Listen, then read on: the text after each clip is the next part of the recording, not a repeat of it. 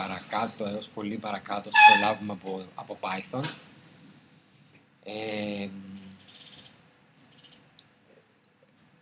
Θα ξεκινήσω λίγο, κάποια από αυτά τα έχουμε πει, θα ξαναπώ πολύ γρήγορα για να θυμηθούμε λίγο και να πατήσουμε πάνω σε αυτά όπου χρειάζεται. Αλλά και πιθανόν υπάρχει και κόσμος ο οποίος δεν τα έχει ακούσει ή εδώ μέσα ή απ' έξω, δεν ξέρω τι γίνεται απ' έξω. Έτσι λοιπόν η Python έχει διάφορες δομές δεδομένων, τις συνηθισμένες που φανταζόμαστε όλοι ότι θα περιμέναμε να έχει, τα string, τις λίστες και τις λίστες, αλλά έχει και τις πλειάδες και τα λεξικά που μας φαίνονται λίγο πιο άγνωστα και με ένα ωραίο ερωτηματικό εκεί πέρα έχω βάλει τους πίνακες, θα δούμε τι γίνεται και με αυτούς. Σύντομα, τα strings είναι αυτά που φανταζόμαστε, με μονό ή διπλό εισαγωγικό. Μπορούμε να τα τυπώσουμε, να τα εκχωρήσουμε σε κάποια μεταβλητή π.χ. την οποία να τυπώσουμε αυτή είναι, ή να κάνουμε παράθεση, δηλαδή να βάλουμε το χ είναι hello, το ψ είναι word και να τυπώσουμε το χ συν ψ ή να εκχωρήσουμε το χ συν ψ. Αυτά τα πολύ λίγα από τα string. Αν θέλετε, στις παλιές διαφάνειες υπάρχουν πολύ περισσότερα. Και λίγο περισσότερα για τις λίστες, γιατί είναι πολύ σημαντικό εργαλείο στην Python. Μπορούμε να δημιουργήσουμε καταρχήν μια λίστα με πολλούς τρόπους. Ένας πολύ βολικός είναι αυτός που βλέπετε εδώ, δηλαδή να τη φτιάξουμε από μία συμβολοσειρά με αυτόν τον τρόπο. Αν καλέσουμε τη λίστα με παράμετρο ένα string το hello, θα μας φτιάξει μία λίστα, ένα γράμμα, το string που μου βάλει σαν είσοδο. Έχουμε παράθεση ληστών, όπως και συμβολοσειρών. Το χ συν ψ που βλέπετε στο παράδειγμα θα κολλήσει τη λίστα ψ μετά τη χ. Μπορούμε να τροποποιήσουμε τη λίστα, θυμίζει πιο πολύ τροποποίηση πίνακα σε άλλες γλώσσες. Δηλαδή αν έχουμε τη λίστα χ που έχει τα στοιχεία 1, 2, 3 και πούμε το χ του 2 να το κάνουμε -1, τότε μετρώντας από αριστερά 0, 1, 2 θα φτάσουμε στο τελευταίο στοιχείο. Ωραία, μπορώ να δείχνω έτσι. Θα φτάσουμε στο τελευταίο στοιχείο, το οποίο είναι ήταν το 3, το οποίο θα αντικατασταθεί με -1. Έχουμε διάφορες άλλες έτοιμα πράγματα που μπορούμε να χρησιμοποιήσουμε. Για παράδειγμα το min, που το min της λίστας χ είναι το 2, όπως όλοι βλέπουμε. Είναι ο αριθμός ή η θέση? Όχι, είναι ο αριθμός. Αν θα θέλεις τη θέση, τι θα Συγγνώμη, Πέτρο. Αν θα θέλεις τη θέση, το element του minimum του χ, σε ποια θέση βρίσκεται? Μπορούμε να κάνουμε συνδυασμό. Θα δεις παρακάτω υπάρχει ένα που μας γυρίζει τη θέση, οπότε μπορούμε να το συνδυάσουμε. Μια διαγραφή, εδώ πέρα λέμε να διαγραφεί το στοιχείο στη θέση 1, το οποίο μην ξεχνάμε είναι το 2, έχει τη λογική της C. Η αντικατάσταση, εδώ πέρα λέμε να αντικαταστήσουμε τη λίστα από τη θέση 3 μέχρι το τέλος. Άρα η θέση 0 και 2 θα παραμείνει και η θέση και οι τρεις τελευταίες θέσεις θα αντικαταστούμε με το 7, 8, 9. Append σημαίνει το append, δηλαδή προσθέτουμε στο τέλος τη λίστα στο 4. Μπορούμε να εφαρμόσουμε μέθοδο count σε μία λίστα και να ρωτήσουμε πόσες φορές υπάρχει το to στη λίστα. Εδώ στις προηγούμενες διαφάνειες είχαμε πει πολύ περισσότερα, αν θυμάστε. Μπορείτε να τρέξετε να δείτε τι γίνεται αν το to είναι μέρος μιας λίστας που υπάρχει εδώ μέσα. Αυτό φαντάζεστε το μετράει.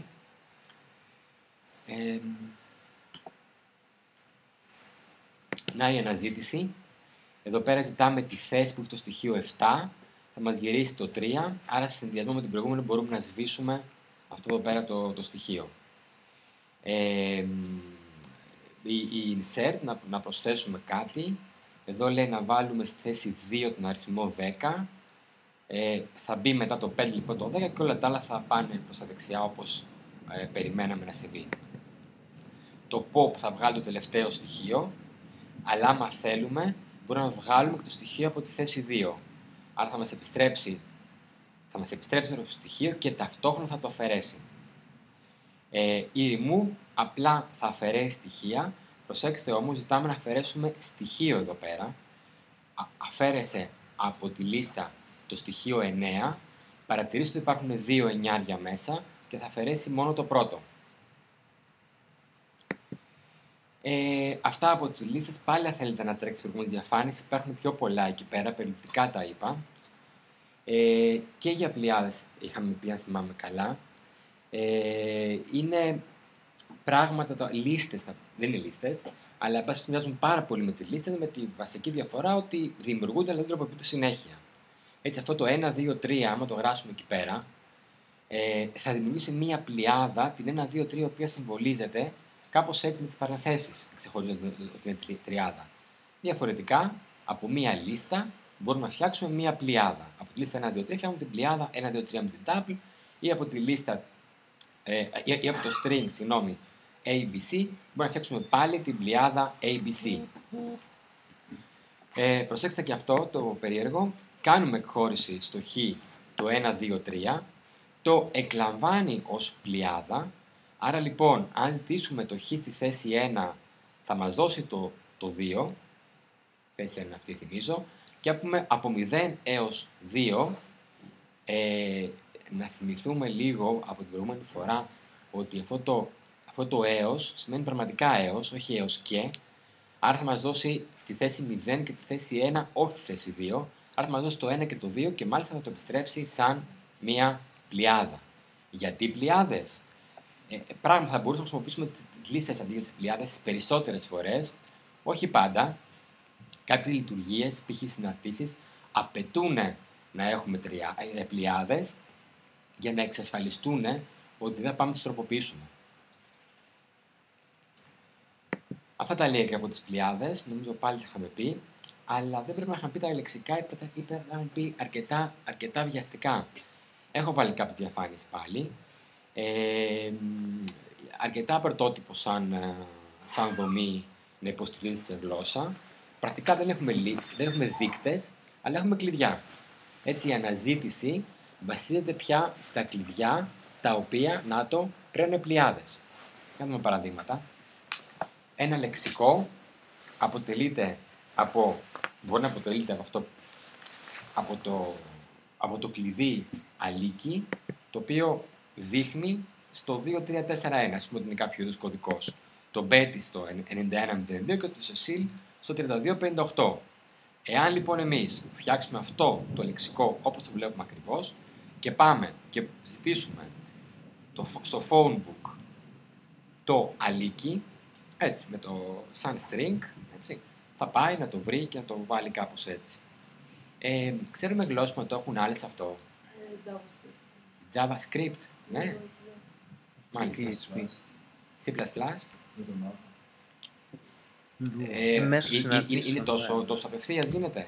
Τόσο απευθείας. Στο map του whatever και σου επιστρέφει το αντικείμενο που υπάρχει εκεί. Μάλιστα. Σαν τα βιβλιοθήκη της Στην STL. Μάλιστα. Πολύ ωραία. Και η JavaScript. Πάλι δεν εκπλήσωμαι, για JavaScript εκπλήσωμαι. Είσαι σίγουρη, έτσι? Ναι. Μάλιστα. Μέσα με τέτοιο συμβολισμό, όλα τα άλλα είναι μέσω συναρτήσεων. Με τέτοιο συμβολισμό η JavaScript και η PHP τα έχουν νομίζω μόνο. Βασίλη, map, αγκιστράκι, object και σου επιστρέφει το object στο οποίο δείχνει το map. Σε πλάσια στέλνει. Εντάξει. Οκ. Πάμε να φτιάξουμε λεξικά με διάφορους τρόπους. Μπορούμε να ορίσουμε τα items σαν μία λίστα από αυτές τις πλειάδες και αν μετά καλέσουμε τη λίστα αυτή με το dict, θα πάει και θα φτιάξει ένα λεξικό στο οποίο θα βάλει τις δύο πλειάδες, κάθε μία θα είναι μία εγγραφή του λεξικού, δηλαδή το age θα σχετιστεί με το 42 όπως το έχουμε πει εδώ και το name με το Γιώργος. 45 είναι η ευκαιρία, δεν είναι 42.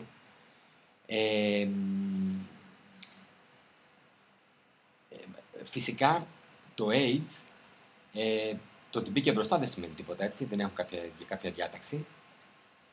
Και αν ζητήσουμε από το D το name θα μας επιστρέψει το Γιώργος. Όπως επίσης μπορούμε να φτιάξουμε και λεξικό κατευθείαν, έτσι. όπου το D θα... συγγνώμη. Με αυτό έχει ξεμείνει από copy-paste. Όχι, συγγνώμη, υπάρχει εδώ πέρα, στραβώθηκα. Συγγνώμη, παιδιά. Υπάρχει.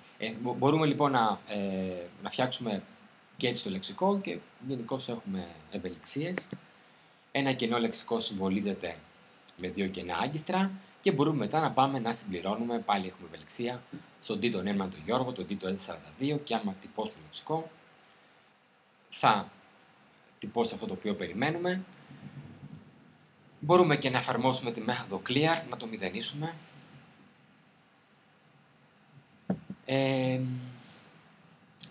Έχουμε δυνατότητα να ρωτήσουμε εάν ένα λεξικό έχει ένα κλειδί με ένα συγκεκριμένο όνομα για να αποφύγουμε τίποτα περίεργα μηνύματα αν πάμε και το βάλουμε και δεν υπάρχει.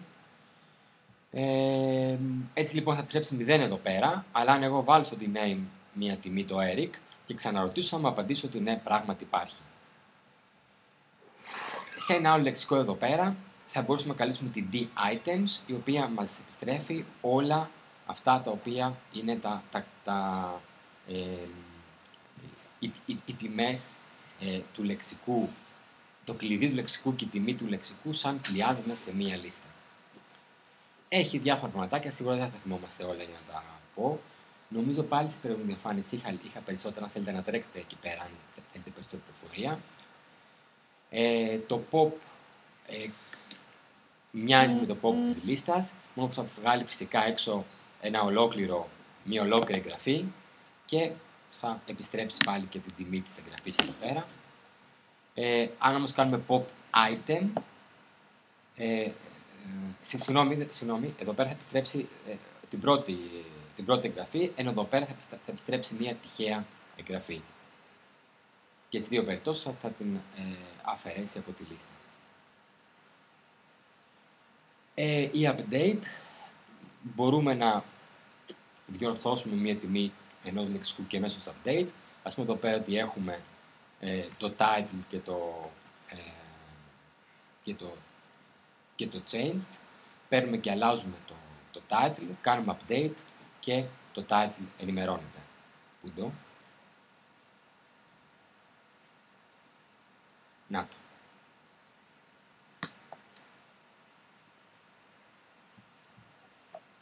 Αυτά δεν τα είχα πει, αλλά θα τα περάσω γρήγορα. Πάλι στην διαφάνειες υπάρχουν περισσότερες πληροφορίες. Αν κάποιος για κάποιο λόγο, δεν έχουμε και όλοι κοινό background εδώ πέρα, θα ήθελε πληροφορίες, αλλά φαντάζομαι ότι οι περισσότεροι δεν θέλουν πληροφορίες πάνω σε αυτό. Ίσως το τελευταίο να έχει λίγο περισσότερο νόημα. Θα τα περάσουμε λίγες διαφάνειες, θα ανατρέξετε στις προηγούμενες, εάν θέλετε παραπάνω λεπτομέρειες. Ένα block κώδικα είναι μια ομάδα εντολών, η οποία θα εκτελεστεί αν μια συνθήκη είναι αληθής ή θα εκτελεστεί, πρέπει να εκτελεστεί πολλές φορές. Το block το γνωστό που έχουμε, ξέρω εγώ, τα άγκιστρα στη C, για παράδειγμα, το begin end στη Pascal. Εδώ πέρα απλά δημιουργείται με διαστήματα. Δεν ξέρω πόσο βολικό είναι αυτό ή πόσο όχι. Και αν είμαστε συνηθιστεί, πάντως σίγουρα δεν είναι άβολο. Και προτείνεται να χρησιμοποιούμε 4 διαστήματα. Ας δούμε ένα παραδειγματάκι. Εδώ ξεκινάει ο κώδικάς μας. Γράφουμε μια άλλη γραμμή ακριβώς από κάτω, που σημαίνει ότι είναι η ίδια, στην ίδια στοίχηση, δηλαδή στο ίδιο μπλοκ. Αλλά αυτά εδώ πέρα μέσα ομαδοποιούνται διαφορετικά, καθότι είναι όλα το ένα μέσα στο άλλο. Η ομαδοποίηση τελειώνει όταν επιστρέψουμε πίσω. Παρατηρήστε ότι στην αρχή του μπλοκ βάζουμε και ένα τέτοιο. Για ομορφιά κυρίως δρούνται ότι συντακτικά υπάρχει ανάγκη, αλλά σίγουρα λίγο πιο όμορφο. Οι συνθήκες όπως τις φαντάζεστε, υπάρχουν μεταβλητές στην Boolean, true, false, όπως βλέπετε ακριβώς, άμα τις γράψουμε ισχύουν. Αντί για false μπορούμε να έχουμε το none, το 0, το κενό, την κενή πλειάδα, την κενή λίστα, την κενή όλα αυτά, το κενό λεξικό, όλα αυτά είναι ισοδύναμο με το false και οτιδήποτε άλλο φυσικά είναι ισοδύναμο με το true. Με τη λογική της είναι όλα αυτά. True σημαίνει 1, false σημαίνει 0. Αν θα μου τυπώσει το true θα μου το τυπώσει. Αν θα μου τυπώσει το false θα μου το τυπώσει. Αλλά αν το ρωτήσω αν το true είναι 1 που πράγματι είναι, πάλι θα μου απαντήσει. Και αν ρωτήσω αν το false είναι 0 που πράγματι, πάλι θα μου απαντήσει και στις δύο περιπτώσεις true. τόσο καλά. Μπορούμε να κάνουμε και πρόσθεση ότι true συν false 42 μας κάνει 43. Τα καλά της συν μου θυμίζει αυτό. Τα καλά εισαγωγικά, έτσι, δεν το πάμε, δεν το πραγματικά το θεωρώ καλό.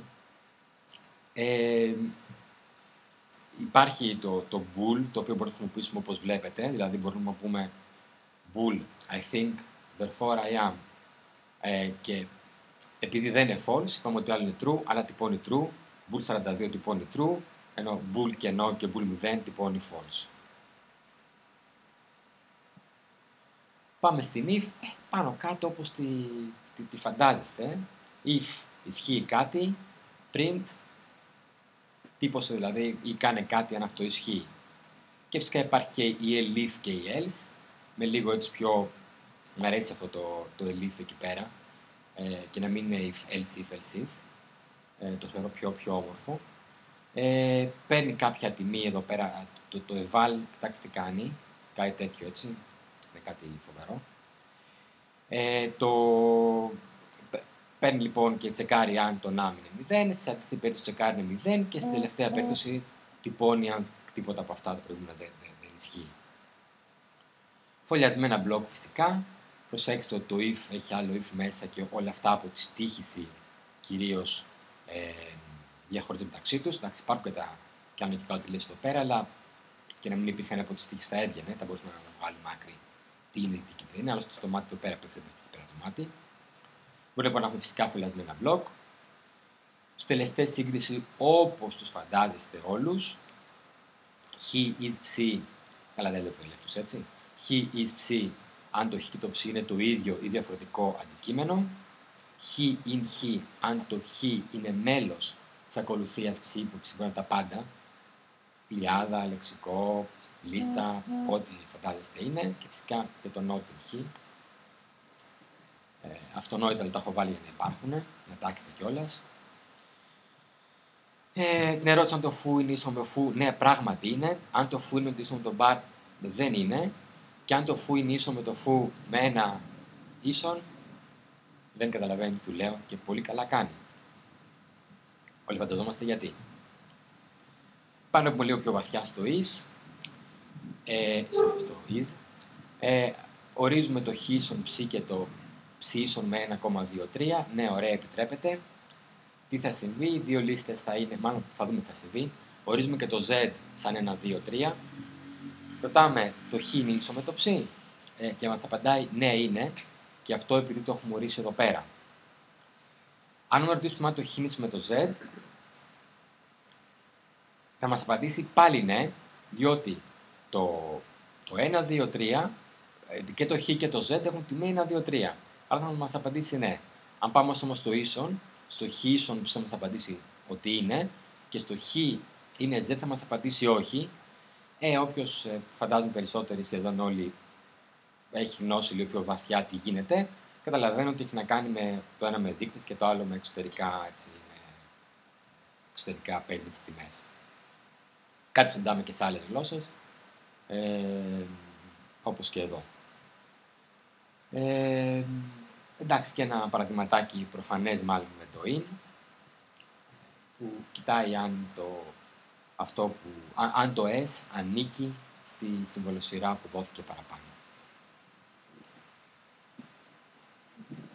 Πλήρης ευελιξία και σύγκριση αλφαριθμητικών και γενικά ακολουθιών, δηλαδή μπορούμε να ρωτήσουμε κάλλιστα εάν το α είναι μικρότερο από το β, που το α και το β είναι string, θα μας απαντήσει ότι ναι είναι, λεξικογραφικά φυσικά, και αν η λίστα 1,2 είναι μικρότερη από το 2,1 θα μας απαντήσει ναι, όλοι φανταζόμαστε γιατί, διότι το 1 είναι μικρότερο από το 2, θα πάρει λεξικογραφικά και θα προχωράει ώσπου να βρει και κάπου και να απαντήσει αν... Εκεί συμβαίνει λεξικογραφικά, δεν συμβαίνει δηλαδή, λεξικογραφικά με την έννοια ότι θα κοιτάξει το 1-2 πρώτα, και αν είναι ίσα θα πάει στο επόμενο. Δηλαδή θα κοιτάξει αυτά και αν ίσα μετά θα πάει σε αυτά. Με αυτό είναι το λέω λεξικογραφικά. Φυσικά αριθμός υπάρχει.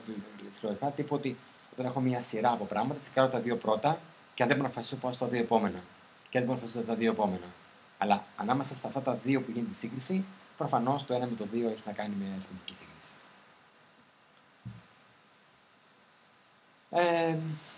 Εντάξει, δεν λέει τίποτα. Το έβαλα για να υπάρχει, ιδίως και στις περίπτωση που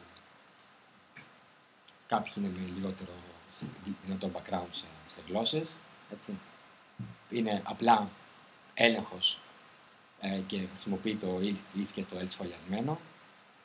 Δεν θέλω να πω κάτι κάποιοι. Αν θέλετε πείτε μου, μην με αφήνετε να τρέχω αν για κάποιους δεν είναι φανερά κάποια πράγματα που λέω. Ακόμα πιο σωστά βέβαια, αυτό. Είναι ίδιο με το προηγούμενο, αλλά πολύ πιο όμορφο. Και αυτό. Πάλι να ρωτήσω, ξέρουμε γλώσσες που το κάνουν, έχω περιέργεια. Αυτό το τελευταίο εδώ. MATLAB είναι τελευταίο. MATLAB δεν θυμηθώ. Δεν είμαι σίγουρος, δεν ξέρω. Δεν τη χρησιμοποιώ πολύ.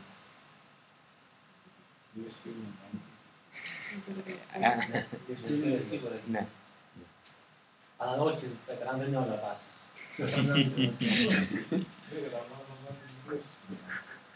Δεν καταλαβαίνω, όχι. Μετά που το κάνεις αυτό. SQL είναι της SQL, ίσως. Επί τη ευκαιρία να πω ότι η Python έχει υποστήριξη και για βάσεις, αλλά δεν είμαι έτοιμο να σας πω περισσότερα.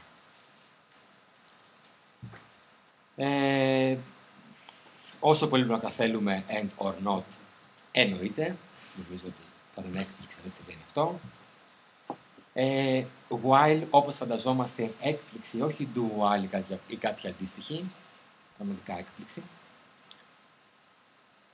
Προχωράω, διακόψτε με αν κάποιος χρειάζεται κάτι που προχωράω γρήγορα. Ο βρόχος for έτσι με μια ομορφιά εδώ πέρα, ιδιαίτερη, δηλαδή δεν χρειάζομαστε κατά ανάγκη το δείκτη, γίνεται και αυτό, να χρησιμοποιήσουμε ένα δείκτη, να χρησιμοποιήσουμε αυτό ώστε να προσπελάσουμε τα στοιχεία, αλλά μπορούμε κατευθείαν να πούμε forward in words, όπου το words μπορείτε να πάρει το this, δεύτερη το is, τρίτο την am και ούτω καθεξής. Αρκετά κομψό. Να, εδώ πέρα για παράδειγμα, for number in numbers, θα τυπώσει 1, 2, 3, 4, 5, 6, 7, 8, 9, αλλά όχι επειδή είναι θέσεις, αλλά επειδή είναι τιμές αυτής της λίστας. Το range λίγο άβολο, δηλαδή όταν λέμε in range από 1 έως 101, θα έχει από 1 και 100. Εντάξει, πάει να πιάσει λίγο να πάει στη λογική της C εκεί πέρα με τους πίνακες που λέμε μη, αλλά ουσιαστικά είναι ως τον ήμιον 1. Κάτι πρέπει να πάει να πιάσει, δεν ξέρω. Αν υπάρχει κι άλλο λόγος για να το κάνουν αυτό. Και φυσικά όταν λέμε range από το 0 ως το 10 είναι από το 0 έως και το 9. Το δεύτερο όριο δεν είναι μέσα. Είναι κλειστό διάστημα από τη μία και ανοιχτό διάστημα από την άλλη, αν προτιμάτε.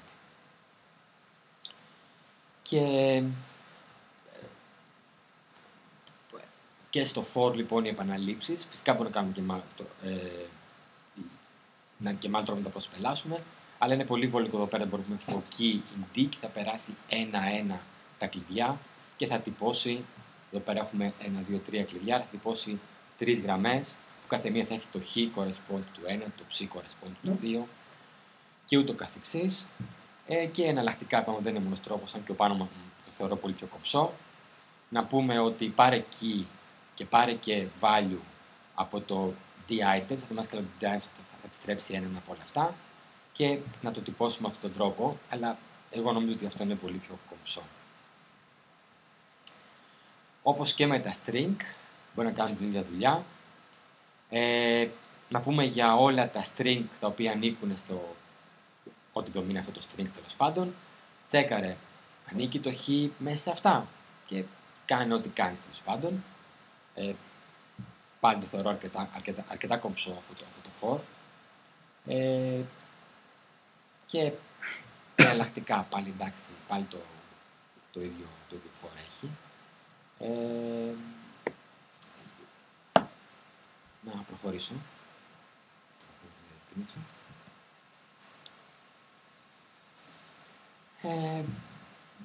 Υπάρχει reverse και sorted όπως πάνω κάτω τι φανταζόμαστε. η sorted επιστρέφει τη λίστα ταξινομημένη. Παντού όπου θέλουμε, αν δείχνουμε το sort hello world, θα φτιαχτεί από εδώ πέρα μία λίστα και θα τη σορτάρει και θα το επιστρέψει. Η reversed, αν εφαρμοστεί πάνω στη λίστα, θα αντιστρέψει αυτή τη λίστα, θα ξαναδημιουργήσει μια καινούργια λίστα και, εν πάση περιπτώσει, θα εφαρμόσει αυτό. Τι κάνει τώρα αυτό, συγγνώμη.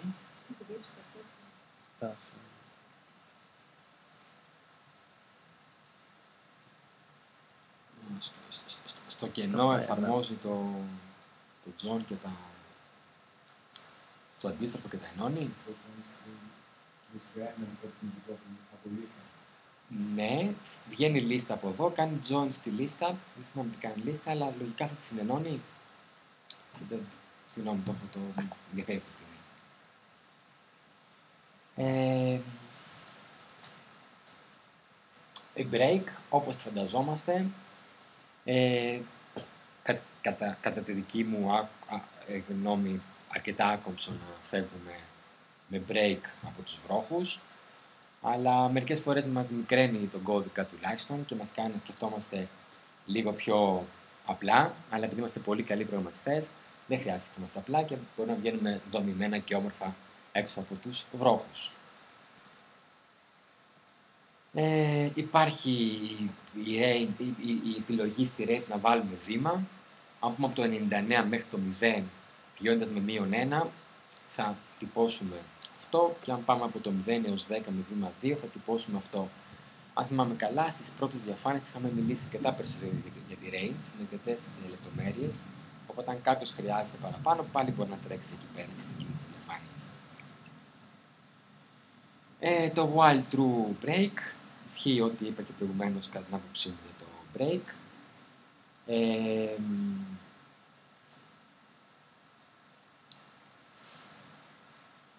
Εδώ τι έχουμε.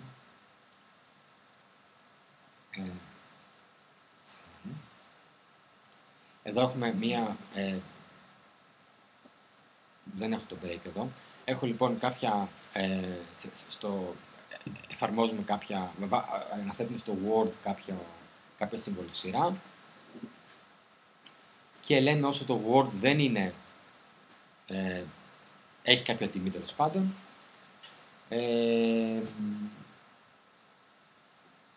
παίρνουμε μία νέα τιμή, τη βάζουμε στο Word, κάνουμε κάτι και το τυπώνουμε. Όταν βάλουμε εδώ πέρα κάτι το οποίο δεν είναι Word, ένα κενό, θα βγούμε απ' έξω. Αλλά για να συμβεί αυτό χρειαζόμαστε κάποια αρχική τιμή. Είναι μάλλον... είναι αυτό το do while, τέλος πάντων, το οποίο θα πρέπει να υπάρχει γενικά στις γλώσσες, αλλά από την Python νομίζω ότι λείπει. Εναλλακτικά, εντάξει, μπορούμε να δώσουμε καταρχήν τιμή και έπειτα να κάνουμε όλα αυτά.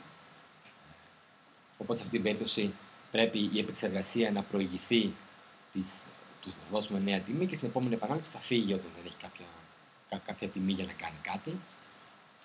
Να το true break, εδώ είναι η διαφάνεια, που ουσιαστικά κάνει το ίδιο πράγμα και φεύγει με το break απ' έξω. Ok. Από όλες τις λύσεις, καλύτερη είναι να υπάρχει ένα do while πάντως. Τα flag, όπως τα ξέρουμε περισσότεροι. Να μην πω μονικά για τα flag, να πω. Να μην πω. Να κάτι περίεργο. Έχουμε τη for, η οποία είναι όπως την ξέρουμε, αλλά πρέπει να κολλήσουμε και ένα else απ' έξω, το οποίο σημαίνει φυσικά ότι αν δεν μπούμε στη for, τότε κάνει το else. Δεν είναι κακό. Έχουν πολύ ευελιξία οι λίστες. Είχαμε πει και την άλλη φορά πάντα που δεν είπαμε τώρα και συνεχίζω να λέω πράγματα για τις λίστες. Όπως ας πούμε ότι μπορώ να εφαρμόσω το for με αυτόν τον τρόπο μέσα στη λίστα. Τι κάνει αυτό? Καταρχήν το range 10 θα γυρίσει μία λίστα από 0 μέχρι και 9. Σε αυτή τη λίστα λοιπόν θα εφαρμόσω το χ τετράγωνο. Τι λέει αυτό που το διαβάζουμε? Κάνει χ τετράγωνο για κάθε χ το οποίο υπάρχει σε αυτή εδώ πέρα τη λίστα. Θα βγάλει αυτό. Ακόμα περισσότερο, να βάλουμε και άλλη συνθήκη. Δηλαδή, φτιάξτε μας τη λίστα αυτή, κάντε τετράγωνα σε αυτή τη λίστα και βάλει και μια παραπάνω συνθήκη να είναι το υπόλοιπο ίσο με το 3. Είναι αρκετά δυνατή η Python στις λίστες. Τόσο δυνατή που τα ξεχνάς όλα αυτά και καμιά φορά κάνει πιο απλά να μπορεί να τα κάνεις σε μια γραμμή. Και αυτό να το δούμε λίγο, θα χρησιμοποιήσουμε και παρακάτω. Τι λέει, φτιάξει ένα ζευγάρι χ-ψ και ουσιαστικά το χ να είναι από 0 έως 2 και για κάθε χ το ψ να είναι από 0 έως 2. Άρα πρακτικά φτιάχνουμε μία λίστα με όλα τα δυνατά ζευγάρια με αριθμών από 0 έως 2. Έτσι. Δυναμώνει ακόμα περισσότερο σιγά σιγά.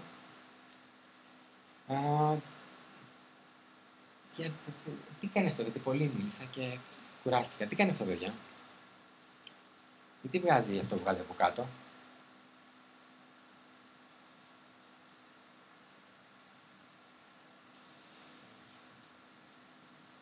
Μοιάζει μέση πιο έντονα.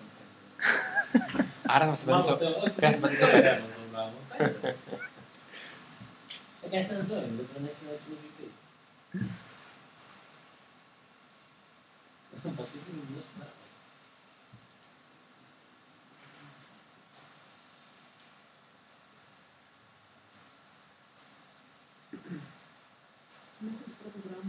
Μπράβο. Όχι ότι είναι μικρό όνομα. Συγγνώμη, Ίνα.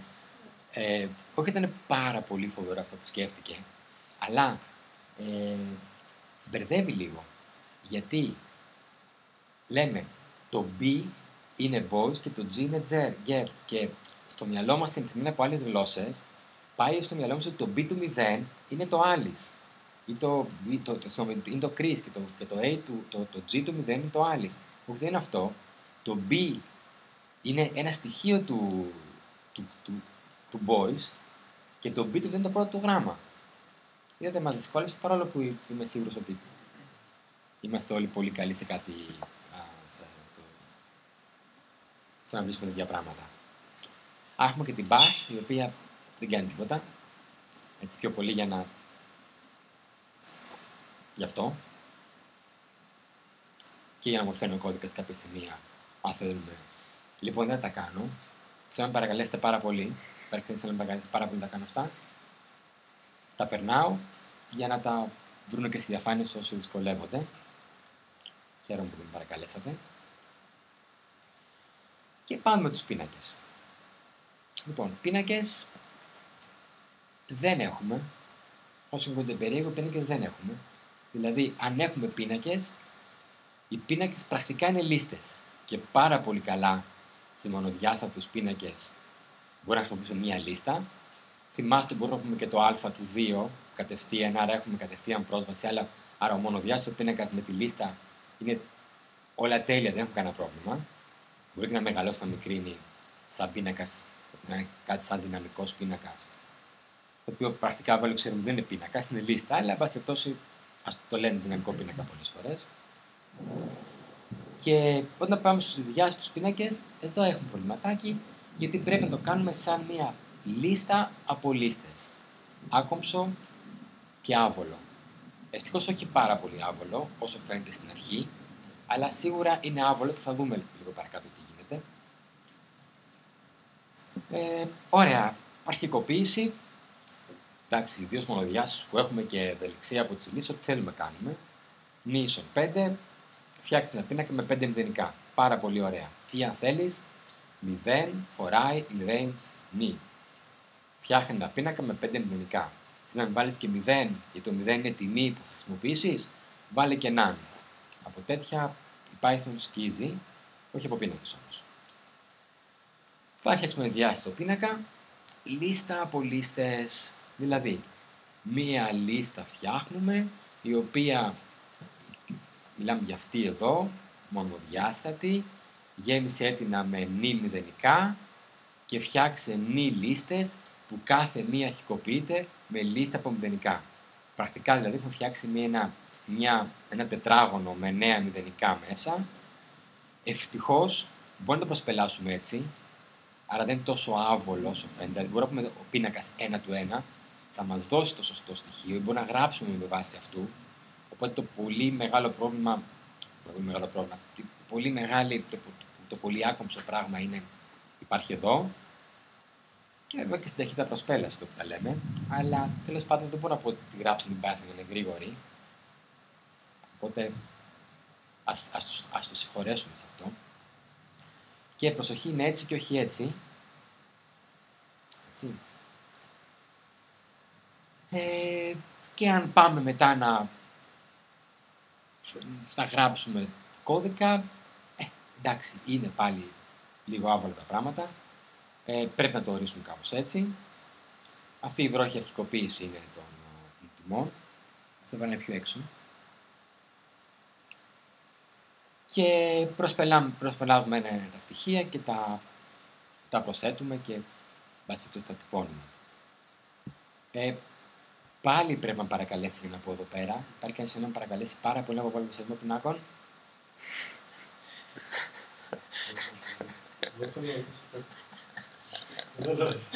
Καλό. Όχι, να θα το εξηγήσουμε λίγο. Απλώς, Ναι. κύριε Μανή, απλώς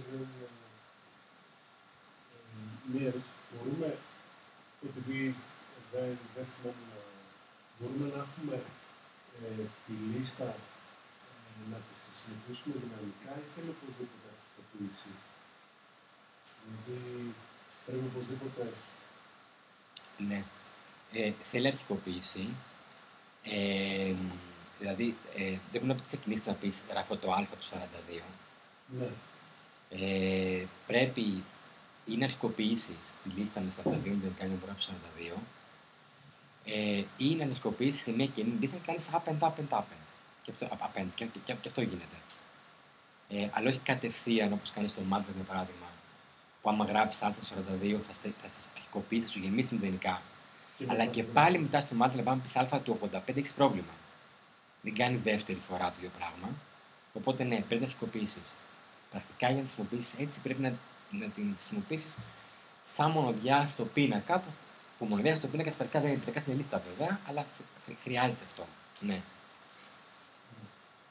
Και δεν εκφράζω διάθεση. Την ερώτηση. Και δεν εκφράζω διάθεση. Ωραία. Απλώς αυτό δείχνει λίγο, είναι λίγο πιο καθαρή στο ότι αν είναι μια γλώσσα λίγο δρόμικη, μπορούμε να δυναμικά, αν και προσωπική άποψη πιστεύω ότι προγραμματιστικά σωστό είναι ότι ό,τι μεταβλητή έχουμε, είτε είναι βάρα, χ με κάτι πίνακες ή τέτοιο, ακόμα και αν το υποστηρίζει η γλώσσα, προγραμματιστικά θεωρώ ότι σωστό είναι να χρησιμοποιείται πάντα. Για να μην έχουμε πρόβλημα. Αυτό δεν το ήξερα. Θα δούμε παρακάτω και ότι καλά το κρατάω να το σχολιάσω όταν έρθει η ώρα. Δεν θα κάνω τη χάρη στο Τόλι. Κάποιοι ακόμη θέλουν να μάθουν. Εξέφρασαν τέτοιο πρόθεση. Εσένα είδα. Και έχω και ένα παράδειγμα ανάστροφου. Εντάξει, νομίζω δείτε με τις στοιχείες σας και πραγματικά ρωτήστε με, και να μην βαρεθεί πολλοί κόσμος και να μην κάνουμε χτύπηση στον Τόλι. Ναι, γεια. Τι πιστεύω, ας πούμε, θέλει κάποιος να δουλέψει με πίνακες. Καλά, αυτό είναι καθαρά και επιλογή του προγραμματιστή. Τι θα του προτείνατε, να παίξει κατευθείαν με MATLAB που είναι πιο... ή να μπερδευτεί με την Python? Είχα κρατήσει κάτι, μάλλον μισό λεπτό. Έχω διαφάνεια πολύ κοντά. Λοιπόν, τυπώνω τον ανάστροφο με μια απάντηση. Υπάρχουν βιβλιοθήκες οι οποίοι έχουν πολύ καλούς πίνακες. Μα πολύ καλούς πίνακες. Οπότε, άμα κάποιος να χρησιμοποιήσει πίνακες, όχι υπάρχει κανένα λόγο να πάει στη MATLAB γι' αυτό. Υπάρχουν πολύ καλοί πίνακες και θα πω σε λίγο κάτι και για αυτούς. Συναντήσεις. Εντάξει, πάλι θα τρέξω στην αρχή, αλλά έχει κάποια πραγματάκια που μου αρέσουν πιο μετά. Όχι ότι πάλι θα τα πω σε άλλες γλώσσες, απλά δεν το βρίσκεις συνήθως σε άλλες γλώσσες. Μία συνάρτηση η οποία δεν έχει παραμέτρους, διαφέρει από μια συνάρτηση που έχει παραμέτρους. Μάλιστα, εδώ πέρα δεν τυπώνει, εδώ πέρα παίρνει ανίστο το name και εδώ τυπώνει, το επιστρέφει, μπαίνει έτσι και βγαίνει έτσι. Οπότε αν την καλέσουμε έτσι θα επιστραφεί όλο αυτό το hello world και θα τυπωθεί επειδή δεν το έχω καλέσει από το prompt, πώς είναι στα ελληνικά, κάτι καλό έχω ακούσει, το prompt. Συγγνώμη, δεν ακούω. Έχω ακούσει μια καλή... Θεληματικό, έχω ακούσει μια πολύ καλή μετάφραση. Το prompt λοιπόν, δεν θυμάμαι τώρα, συγγνώμη. Και τέλος πάντων εννοείται ότι... Εντάξει, εννοείται το επόμενο. Και ένα παραδειγματάκι με Fibonacci, πάλι θα το τρέξω. Είναι αναδρομικό, για όσους τι σημαίνει, δεν πειράζει να καταλαβαίνουμε κάποιοι. Όπου, εν πάση περιπτώσει, επιστρέφουμε ένα πίνακα φτιάχνει εδώ, κάθε φορά, μια λίστα, συγγνώμη, κάθε φορά κάνει append κάτι και την τυπώνει στο τέλος. Πάμε σε πράγματα τα οποία ίσως είναι λίγο πιο ενδιαφέροντα. Μ' αρέσει πολύ το ότι έχει αυτόν τον τρόπο του να κάνεις τεκμηρίωση του κώδικα, που αμέσως από κάτω ό,τι γράψεις, αν μετά του ζητήσεις απ' έξω από το prompt να σου δώσει οδηγίες, θα σου τυπώσει τι κάνει αυτό. Το θεωρώ κομψό και αυτό, δομημένο.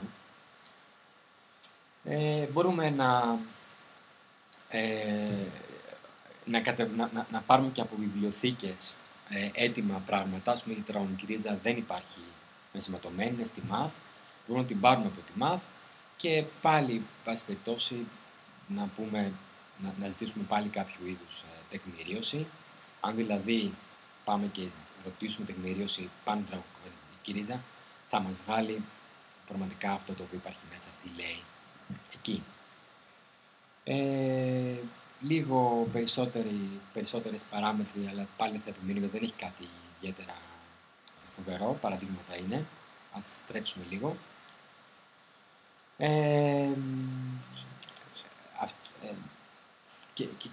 Και εδώ διάφορα άλλα παραδείγματα που τυπώνει με βάση το τι βάζουμε μέσα βγάζει.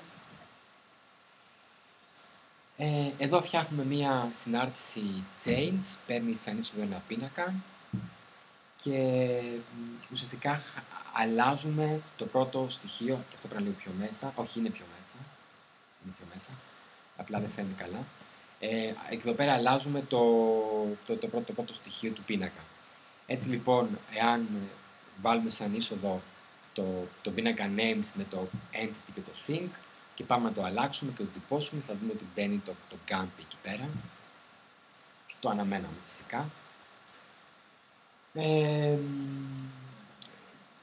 Και εδώ πάλι βάζουμε κάποια έξοδο. Είναι το προφανές, απλά το χρησιμοποιήσω λίγο, γι' αυτό το βάζω αυτό.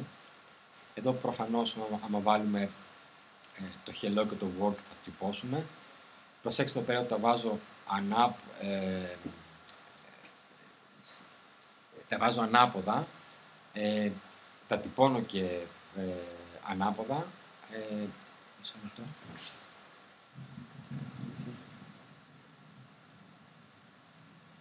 Τα τυπώνω και ανάποδα, αλλά φυσικά ό,τι βάζω με την ίδια σειρά βγαίνει, έτσι, δεν αλλάζει κάτι. Αν βάλω hello εδώ, παρόλο που είναι name, θα βγάλει hello εδώ. Και αν βάλω word εδώ, παρόλο που είναι name, θα βάλει word εδώ.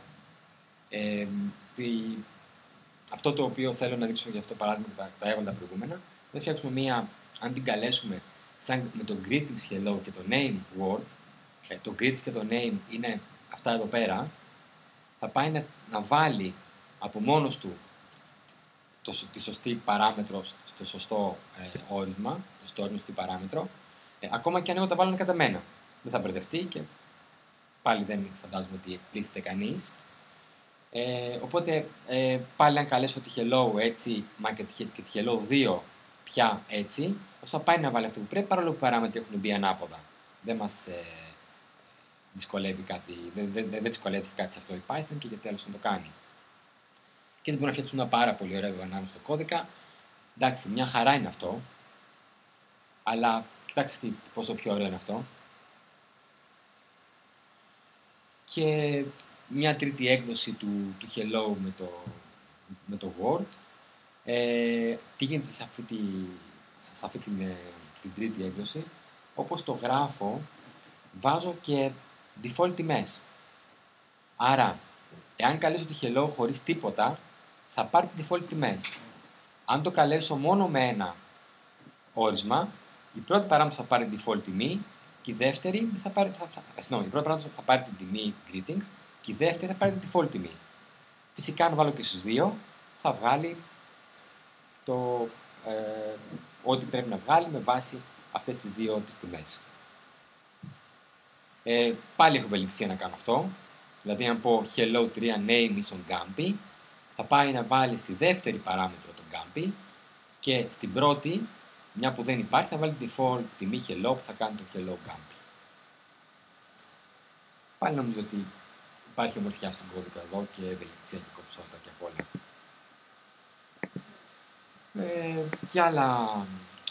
Και άλλα παραδειγματάκια. Αν έχουμε δηλαδή εδώ δεν αλλάζουν τα παραδειγματάκια, θα βγάλει το hello word. Αν βάλω μόνο το hi, θα βγάλει το hi word και βάλω μόνο το mic, θα βάλει το hello mic, όπως αναμένουμε, παραπάνω παραδειγματάκια. Και ακόμα περισσότερα, μάλλον τα περάσω, νομίζω ότι δεν θα συμβεί τώρα αυτά, δύσκολα να το δείτε και πιο προσωπικά. Και έχουμε δυνατότητα να έχουμε και μεταβλητό αριθμό παραμέτρων και να δούμε πώς θα γίνει αυτό. Αν βάλω λοιπόν ένα print params εκεί πέρα και το συμβολήσω έτσι και τυπώσω το params και βάλω το testing, θα πάει να διαβάσει ό,τι βάλω από εδώ στο τέλος σαν μία πλειάδα. Επειδή εγώ βάζω μέσα το testing, το οποίο έχει μονάχα ένα πράγμα, τυπώνει μία πλειάδα που έχει μόνο μέσα στο testing. Αυτό το κόμμα δεν είναι τυπογραφικό λάθος. Αν θυμηθείτε, από την προηγούμενη φορά δεν τα έκανα τώρα, το είπα πολύ για τις πλειάδες, αλλά δεν είχα λίγο πιο ελληνικά τις πλειάδες, είχα πει ότι όταν μία πλειάδα έχει μονάχα ένα στοιχείο μέσα, το συμβολίζουμε βάζοντας ένα κόμμα εκεί. Αυτό δηλαδή σημαίνει πλειάδα με ένα μόνο στοιχείο. Αντίθετα, αν στο print params βάλω το 1, 2, 3, θα θεωρήσει το 1, 2, 3 μία πλειάδα και θα το τυπώσει σαν μία πλειάδα. Εάν έχω κάτι άλλο μπροστά και μετά ζητήσω την πλειάδα μου, τότε αυτός θα πάει να βάλει το tag το 1, 2, 3 και ό,τι περισσεύει θα φτιάξει μία πλειάδα. Και αν φυσικά η πλειάδα μου είναι κενή, για την ακρίβεια, και πιο σωστά, εάν βάλω το nothing για εδώ, αλλά δεν βάλω κάτι άλλο, άρα η πλειάδα μου θα είναι κενή, τότε το params θα πάει να πάρει, την τιμή της κενής πλειάδας. Τι σημαίνει 2 αστεράκια? 2 αστεράκια σημαίνει περίμενε εκεί πέρα ένα λεξικό. Βάζουμε και ένα πριν που θα βάλει και πάμε και βάζουμε στο print params 3 αυτό το πράγμα. Θα πάει να το καταλάβει σαν λεξικό. Θα βάλει το χ στο χ τιμή 1 με το χ να είναι το κλειδί, στο ψ τιμή 2 με το ψ να είναι το κλειδί και στο z τιμή 3 με το z να είναι το κλειδί. Λεξικό που δεν έχει σειρά ή σημασία σειρά, θα τα βγάλει ας πούμε κάπως έτσι. Αν τα τυπώσουμε.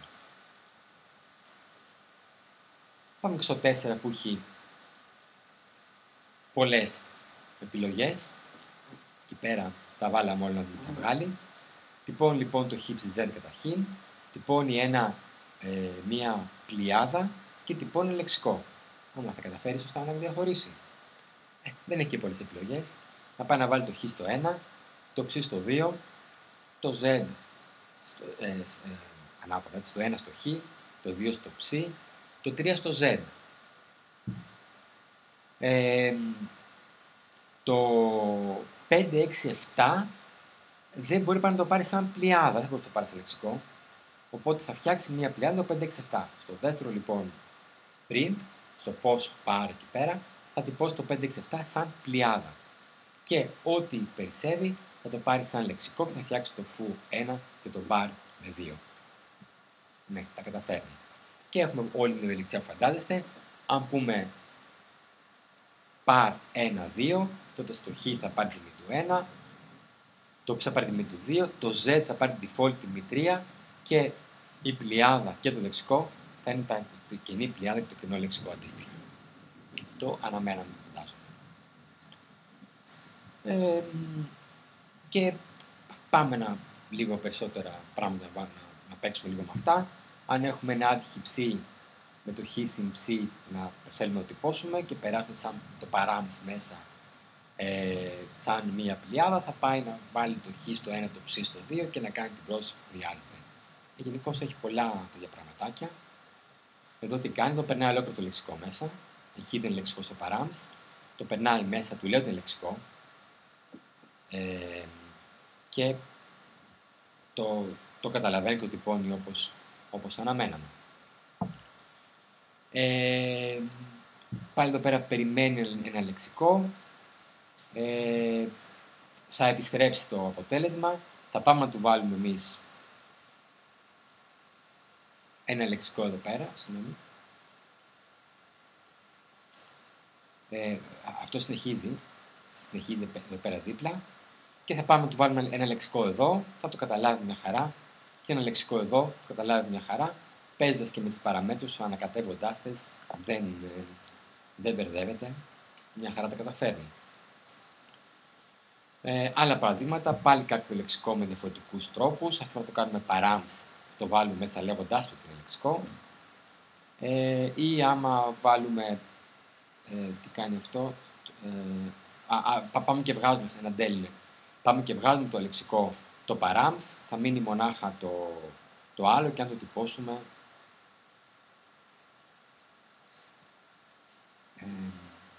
σε όλο αυτό.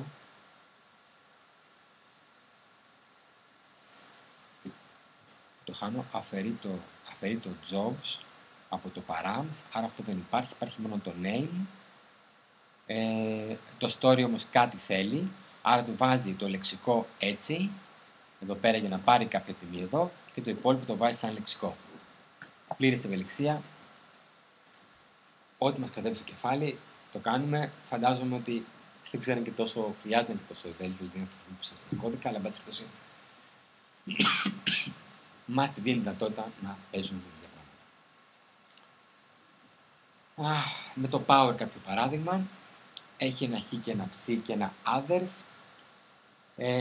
Στο others λοιπόν πάει να πιάσει μήπως βάλουμε παραπάνω παραμέτρους για να μην σκάσει αν βάλουμε. Εμάς προτεύουμε βέβαια, δεν πρόκειται να βάλει ο χρήστης παραπάνω παραμέτρους, αλλά μπορούμε να το κάνουμε και αυτό. Έτσι λοιπόν κάνει κάποιο είδους mask με την power και λέει εντάξει, το χ και το ψ βάλτε εδώ, αλλά ό,τι άλλο έρθει, τύπωσε ότι υπάρχει ένα πρόβλημα και συνέχισε τέλος πάντων, γιατί θα μπορούσε να βγάζει και λάθος.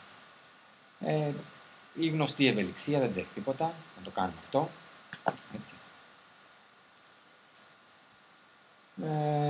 Και πάλι άλλη ευελιξία, φτιάξει σου λέει μία πλειάδα. Το επί 2, αν θυμάστε καλά, σημαίνει ότι μπορεί να την κάνει μια πλειάδα που έχει 2 πεντάρια.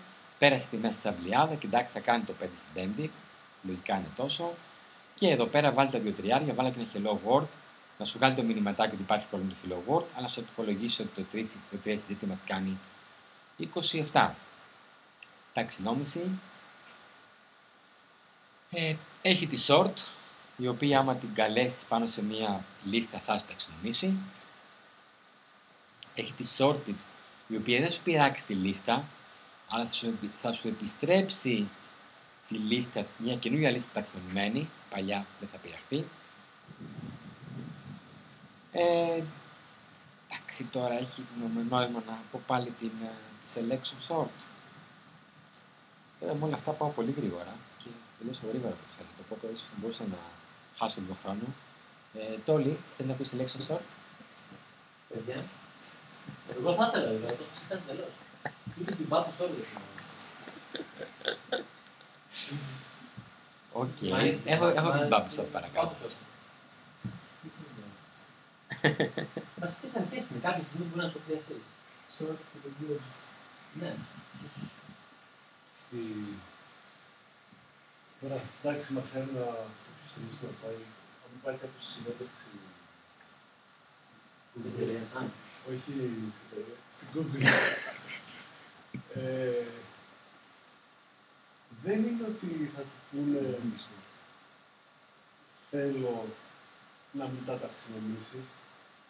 Θέλω να μην τα ταξινομήσεις βέλτιστα, με το χέρι. Οπότε... Όχι. Όχι, δεν πάρεις. Οπότε, για απλά πράγματα κάνεις sort, τελειώνεις, σε μπερδεύει. Μετά όμως αρχίζει, σε τι κλίμακα το θέλει. Δηλαδή, άμα πεις ότι θα το κάνεις με μια εφαρμογή που θα τη χτυπάς, θα απαντάει κανένα σου, εντάξει. Άμα το κάνεις σε μια εφαρμογή που θα έχει 1000 requests στο account, θα έχεις ένα θέμα και μετά θα πας μετά στα 10.000. Είναι καθαρά το κερδίζεις χάρη, δηλαδή βάζεις sort σε προγράμμα, αλλά σε production... Το 99% όμως καλύπτει μια έτοιμη βιβλιοθήκη χαλαρά. 99,99%. Ακόμα και η έτοιμη θα έχει κάποιο θέμα, πώς το λέμε. Θα έχει κάποιο θέμα. Γράψουμε την Aki Sort. Να πω κάτι λίγο για την έτοιμη βιβλιοθήκη. Θα το έλεγα, αλλά αυτό τώρα εδώ. Να πω καταρχήν θα κάνω τη χάρη στον Τόλι να πω για την ταξινή επιλογή, αλλά δεν θα του πω την πάψα που μου θυμάται, την έχει παρακάτω, διαβάσει μόνος του. Αλλά να πω λίγο κάτι. Όταν έκανα Python στο πρώτο εξάμηνο, είχα το εξής προβληματάκι, ότι έκανα την selection sort, την έτρεχα, να δείξω στα παιδιά, έκανα την bubble sort, έκανα την quick sort, την έδειχνα όλα αυτά και όταν έτρεχα την sort που έχει μέσα η ίδια η Python, ήταν πολύ γρήγορα απ' όλα. Φαντάζομαι κάποιους πιθανούς λόγους, αλλά η έτοιμη βιβλιοθήκη έχει κάποια πλεονεκτήματα μερικές φορές, γιατί την έχουμε γράψει, φαντάζομαι αυτοί θα την έχουν προσαρμόσει όπως πρέπει, εκεί που πρέπει και όλα αυτά.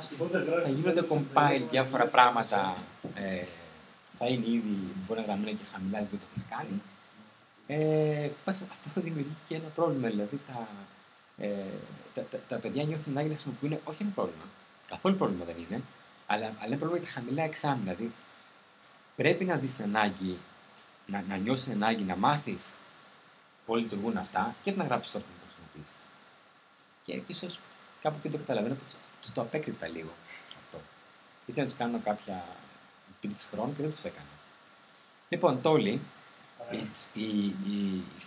η ταξινόμηση επιλογή σημαίνει ότι ψάχνω το υπόλοιπο πίνακα που είναι ταξινομημένος, δηλαδή την αρχή όλων, επιλέγω το μικρότερο και απλά το αλλάζω με το πρώτο στοιχείο. Ωραία. Έτσι λοιπόν, είναι και ωραία δομημένα γραμμένο. Βρίσκω το μήκος του πίνακα, περνάω όλα τα στοιχεία του πίνακα, μάλλον κάνω νύφο έτσι το πράγμα για να χρησιμοποιούν όλα τα στοιχεία του πίνακα και σε κάθε ένα βρίσκω το ελάχιστο στοιχείο από τη στιγμή που έχει ταξινομηθεί και παρακάτω και κάνω την αλλαγή. Το βρίσκω το ελάχιστο, δεν είναι τίποτα άλλο παρά μία αναζήτηση, στο οποίο σημειώνω το ελάχιστο και η αλλαγή, να εδώ πέρα έχω κάτι να σχολιάσω, δεν θυμάμαι αν το είχα πει ούτε στις πρώτες διαφάνειες. Κοιτάξτε έναν όμορφο τρόπο για να κάνεις αλλαγή. Ναι. Είναι όμορφος. Λυπάμαι πολύ, Τόλι. Μπορεί να διαβάσει και την εισέτηση όταν θέλεις. Όχι, εντάξει. Δεν τη χρειάζεται ποτέ.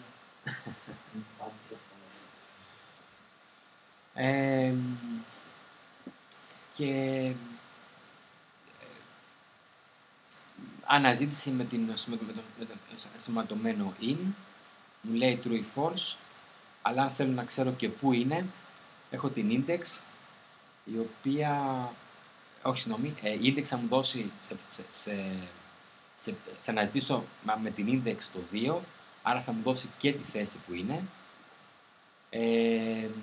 και θα βγάλει μηνύματα λάθους, μάλλον όχι πολύ όμορφα, άμα δεν υπάρχει μέσα.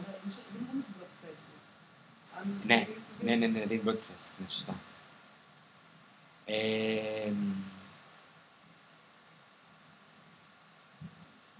Η γραμμική αναζήτηση ψάχνουμε έναν στοιχεία.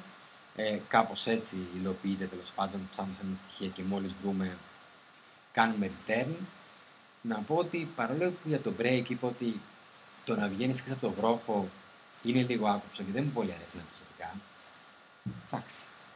Καμιά φορά κάνει τον κώδικα πολύ πιο μικρό, αλλά αντί να βγαίνεις με return έξω από το βρόχο και όχι έξω από τη συνάρτηση και όχι στο τέλος, είναι κάτι το οποίο εμένα μου αρέσει και ας μην είναι τόσο δομημένο. Παρόλο που είμαι πολύ υπέρ να είναι δομημένος ο κώδικας. Δεν μπορώ να σας το εξηγήσω ακριβώς, απλά νομίζω ότι πολλοί κώδικες μοιάζουν πολύ πιο όμορφοι αν με το return βγαίνεις απ' έξω, στη μέση του κώδικα. Πολλές συναρτήσεις νομίζω μοιάζουν πολύ πιο όμορφες. Εγώ το γράφω αυτό, αλλά το break εγώ δεν το χρησιμοποιώ. Η ιδιαδική αναζήτηση ψάχνεις να βρεις σε κάθε επανάληψη πετάς τα μισά έξω και μου αρέσει πάντα να το φέρνω σαν παράδειγμα ιδίως στα χαμηλά εξάμηνα, που να λέω ότι ενώ στη διαδική αναζήτηση, στην στρατηγική αναζήτηση, αν έχεις 1 εκατομμύριο στοιχεία, πρέπει να κάνεις το πολύ 1 εκατομμύριο αναζητήσεις, αλλά στην διαδική κάθε φορά πετάς τα μισά έξω, άρα αφήνεις τα μισά των μισών. Στον εκατομμύριο πόσο είναι, 20? 2 στην 20? Όχι. Παρακάτω. Είναι το 10, 13, 14. Σαν δεν αριθμός αριθμούς, έτσι. Πρέπει να είναι 2 Μα όχι.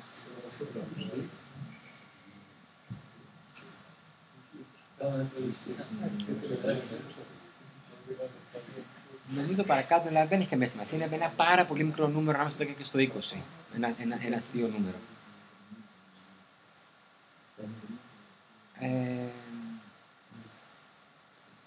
Οκ, και εδώ είναι ο κωδικάς της.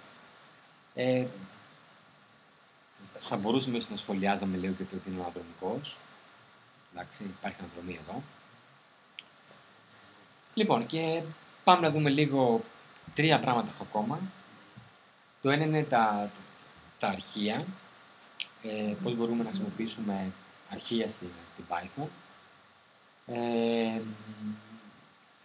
Απλά είναι τα αρχεία, δεν είναι τίποτα ιδιαίτερο. Ανοίγουμε λοιπόν, εδώ πέρα μπορούμε να ανοίξουμε ή απλά ένα text file ή εδώ πέρα πρέπει να λείπει ένα κόμμα για να διαβάσουμε σαν read. Εν πάση περιπτώσει, να το διαβάσουμε με ένα path. Αν δεν γράψω κάτι, αν δεν βάλω αυτό το R εδώ πέρα, θα ανοίξει υποχρεωτικά με ανάγνωση. Αν το βάλω το R, σημαίνει ανάγνωση. Αν δεν υπάρχει το αρχείο, πάλι παίρνουμε πολύ άκομψο μήνυμα εδώ πέρα, καλό να υπάρχει. Μπορώ να το ανοίξω λοιπόν σαν ανάγνωση, σαν εγγραφή, σαν πρόσθεση να προσθέσω στο τέλος στοιχεία.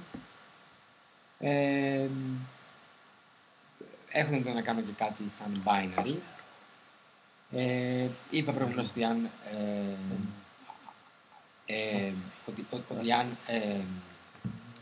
δεν προσβιώσω κάτι είναι το R. R με συν σημαίνει ότι μπορώ να το ανοίγω και για ανάγνωση και για εγγραφή. Και RB σημαίνει ότι είναι διαδικό και δεν είναι αρχαίο κειμένο.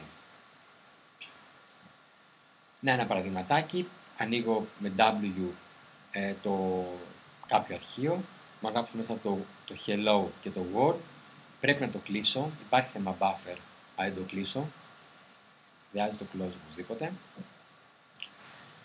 Και αν πάω να το ανοίξω σαν για ανάγνωση και ζητήσω να μου διαβάσει 4 πράγματα, θα μου διαβάσει 4 γράμματα.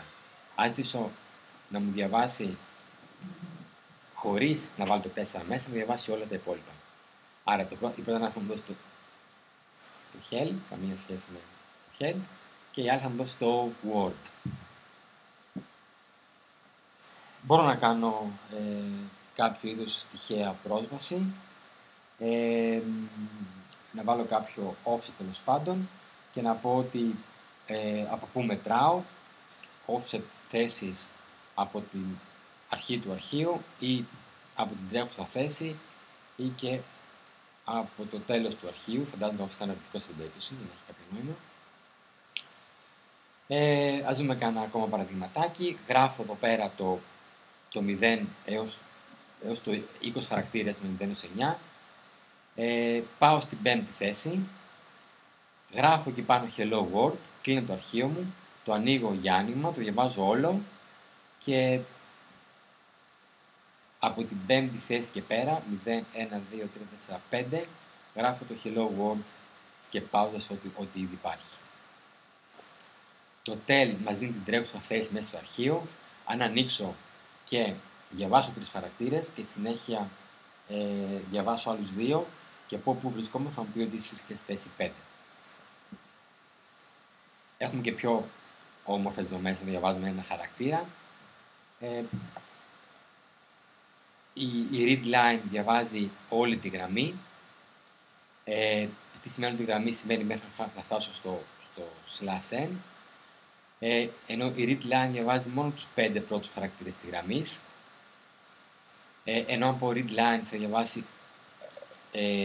διαβάσει όλες τις γραμμές του αρχείου, πρακτικά όλο το αρχείο θα τις επιστρέψει σαν μία λίστα. Και η write line κάνει το ανάποδο, παίρνει σαν είναι στο αριθμητικά, τα βάζει στο αρχείο, πρέπει εμείς να ορίσουμε πού θα γίνουν οι αλλαγές γραμμής. Δίνουμε και παραδείγματα. Έχουμε λοιπόν ένα αρχείο που ήδη περιέχει μέσα το welcome to this file. There is nothing except this stupid haiku. Αυτό είναι το haiku. Παράδειγμα το έχω πάρει. Και αν ανοίξουμε αυτό το αρχείο και διαβάσουμε 7 χαρακτήρες, θα μας δώσει το welcome. Αν διαβάσουμε 4, θα μας δώσει το to μαζί με τα 2 κενά μπροστά και πίσω. Το κλείνουμε, το ξαναανοίγουμε και διαβάζουμε με read. Θυμίζω ότι θα πάει να διαβάσει όλο το αρχείο και να το τυπώσει. Έτσι. Τα κενά υπάρχουν μέσα, οι αλλαγές γραμμές υπάρχουν μέσα και θα το τυπώσει. Εύκολο, το κλείσαμε.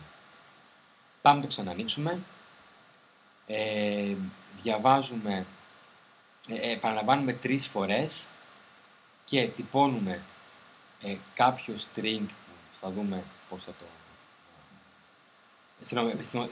Τυπώνουμε το string του i, δηλαδή το 0, 1 και 2 κάθε φορά, με ένα κάτω τελεία και το υπόλοιπο της γραμμής. Αυτό σημαίνει ότι θα τυπώσει το welcome to this file, there is nothing but here στη δεύτερη γραμμή. Αυτό το κομματάκι εδώ πέρα είναι για αλλαγή γραμμής. Νομίζω ότι είναι στην παλιά έκδοση Python, στην 2, τόσο θυμάμαι καλά, στην 3 έχουμε κάνει άλλους τρόπους για να αλλάζει γραμμή. Τους είχαμε πει στην αρχή, αν θυμάστε καλά, και εδώ νομίζω υπάρχει λίγο. Είναι και πάρα πολύ κομψή Python εδώ πέρα. Κλείνουμε πάλι το αρχείο. Αλλαγή γραμμή σε αυτό ή σαπρές τη γραμμή? Τι? Σαπρές να μην κάνει αλλαγή. Το ανάποδο είναι για να θυμηθούμε. Κάτσε να δούμε το παράδειγμα.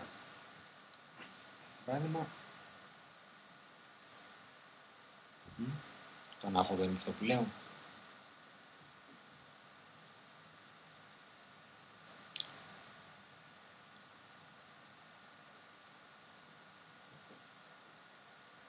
Ποιος το ψάξει κάποιος, το γκουγκλάρει, Γιάννη?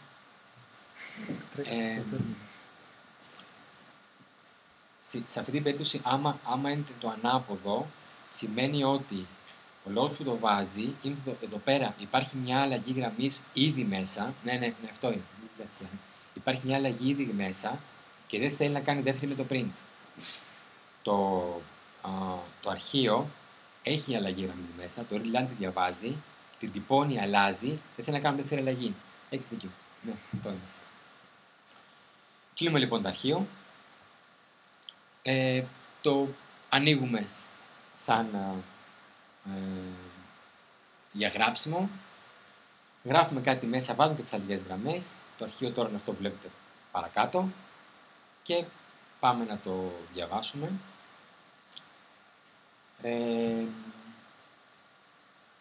Διαβάζουμε λοιπόν το αρχείο γραμμή-γραμμή. Τι κάνει η readlines? Η readlines, αν θυμάστε καλά, φτιάχνει λίστα. Δηλαδή θα φτιάξει λίστα lines που κάθε μία θα έχει τη μία γραμμή του αρχείου. Πάμε, πειράζουμε την πρώτη. Το ανοίγουμε και το ξαναγράφουμε. Το αρχείο μας τώρα είναι αυτό εδώ, αυτό το πειράξαμε. Έτσι. Πρέπει εμείς, να γυρίζω πίσω, πρέπει εμείς να προσέξουμε τις αλλαγές αρχείου. Είναι αυτές που πράγματι υπάρχουν μέσα, άρα θα άλλαζε γραμμή από μόνο του. Άρα θα έπρεπε να εμποδίσουμε αλλαγή γραμμής του print. Σωστά.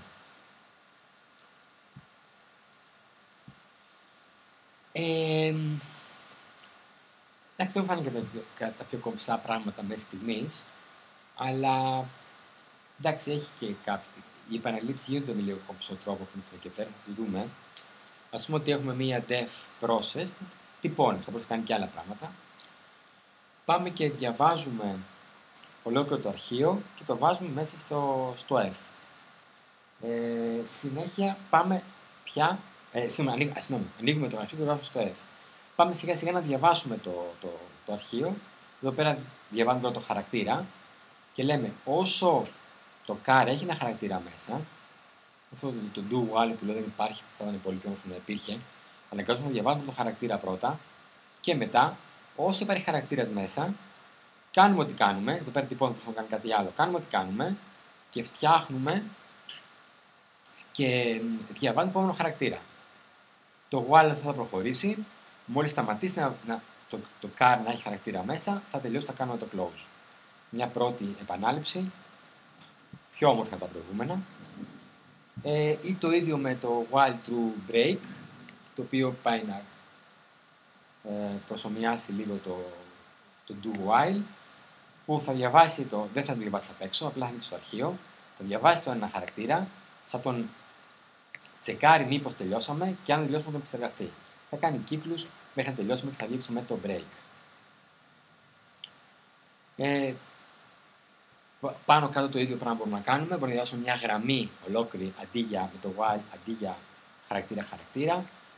Η readline λοιπόν διαβάζει μια γραμμή, τη βάζει στη line, τσεκάρουμε μήπως δεν είναι γραμμή, μήπως είναι κάτι στο τέλος αρχείου. Κάνουμε process που προσβάλλει οτιδήποτε αποκτήπωσε σε κάτι άλλο και επαναλαμβάνουμε μέχρι να φύγει από εδώ πέρα για να κάνουμε το close. Αλλά μπορεί να διαβάσουμε και ολόκληρο το αρχείο. Τι κάνουμε εδώ? Λέμε για κάθε χαρακτήρα που ανοίγει στην f-read. Η f-read διαβάζει όλο το αρχείο. Αν θα πάρουμε ένα χαρακτήρα με ωραίο δομημένο πια τρόπο, θα τον επεξεργαστούμε ό,τι θέλουμε να κάνουμε και θα τελειώσουμε μετά. Αντίστοιχα, μπορούμε να διαβάσουμε με το read lines όλο το αρχείο, όπου πια θα κάνουμε for κάθε line. Θα δούμε τι θα κάνουμε με το line μέσα που θέλουμε, θα το επεξεργαστούμε ό,τι θέλουμε να κάνουμε και θα τελειώσουμε. Εδώ δηλαδή έχει να μορφαίνει λίγο, ενώ δεν μπορώ να πω το ίδιο για τα προηγούμενα της Python. Και ακόμα περισσότερο ομορφαίνει, δηλαδή ανοίγουμε το αρχείο και λέμε για κάθε γραμμή στο F, πρακτικά τι θα κάνει, θα πάρει γραμμή του F και θα βάλει εδώ μέσα. Δηλαδή δεν θα κάνουμε όλα τα προηγούμενα, με αυτόν τον κομψό τρόπο μπορούμε να επεξεργαστούμε κάθε μία γραμμή του F ή αν θέλουμε και να το κολλήσουμε εδώ πέρα, δεν ξέρω τι σας αρέσει, εμένα μου αρέσει πιο πολύ αυτό, αλλά εν πάση περιπτώσει αν κάποιον του αρέσει να γράφει λίγο πιο μικρό κώδικα και μπορεί να γίνει και αυτό κατευθείαν, δεν υπάρχει λόγο να κάνει την εκχώρηση. Ή ακόμα να μετατρέψω και όλο το περιεχόμενο του αρχείου σε μία λίστα και να πάρω πια να επεξεργαστώ τη λίστα. Όπως δηλαδή κάναμε που λέγαμε list με ένα arrange εδώ μέσα, μπορούμε να κάνουμε list με ένα open. Κατευθείαν όλο το αρχείο σε μια λίστα και το επεξεργάζομαι πια από τη λίστα αν με βολεύει. Ας δούμε και ένα παραδειγματάκι πάνω σε αυτό. Γράφω το αρχείο, ανοίγω το αρχείο, γράφω το αρχείο με αλλαγές γραμμές στο τέλος, first, second και line, το κλείνω. Λέω το lines είναι μια λίστα που βγαίνει από το αρχείο και αν την τυπώσω έχω μια λίστα πολύ όμορφα και πάρα πολύ γρήγορα, που η λίστα πια είναι πάρα πολύ ευέλικτο πράγμα για να κάνω ό,τι θέλω στην Python. Οι αλλαγές γραμμής είναι εκεί, πρέπει να τις διαχειριστώ κατάλληλα. Π.χ. να τις αφαιρέσω άμα χρειάζεται. Τι κάνει στην του παραδείγματος. Πάει και ανοίγει ένα αρχείο που το βάζει στο first, στο second και στο third. Τι θα κάνει εδώ πέρα, θα διαβάσει μία-μία τις γραμμές του αρχείου, θα τις βάλει στο first, στο second και το third και άμα τις τυπώσω θα βγει. Εντάξει, δεν ξέρω πόσο βολικό είναι, αλλά σίγουρα είναι ευέλικτο αν το θέλουμε. Εγώ θα προτιμούσα να το βάλω σε μια λίστα και να μην τα βάλω έτσι. Οκ. Τέλος και τα αρχεία. Ναι. Αν ξεχάσουμε να κλείσουμε Να μην ξεχάσουμε, υπάρχει πρόβλημα. Υπάρχει πρόβλημα ιδίως στο αρχείο, έτσι. Ιδίως το γράψουμε υπάρχει πρόβλημα. Νομίζω και στη C υπάρχει πρόβλημα. Υπάρχει και εδώ υπάρχει. Να μην ξεχάσουμε να κλείσουμε. αν ας πούμε, τώρα δεν ξέρω, αν θα κλείσει το πρόγραμμα, Φαντάζομαι, δεν το έχω κάνει ποτέ. Φαντάζομαι δεν θα υπήρχε πρόβλημα. όχι τώρα αυτό κυρίως για Φαντάζομαι ότι μια γλώσσα που εντάξει, σέβεται λίγο τον εαυτό της, εκεί κάτι θα κάνει. Ναι. Όχι, ανάλογα πώς κλείνει το πρόγραμμα. Α, ναι, βέβαια. Ναι, θα κλείσει και λίγο ομαλά. Η οδηγία πάντως είναι κλείσε το.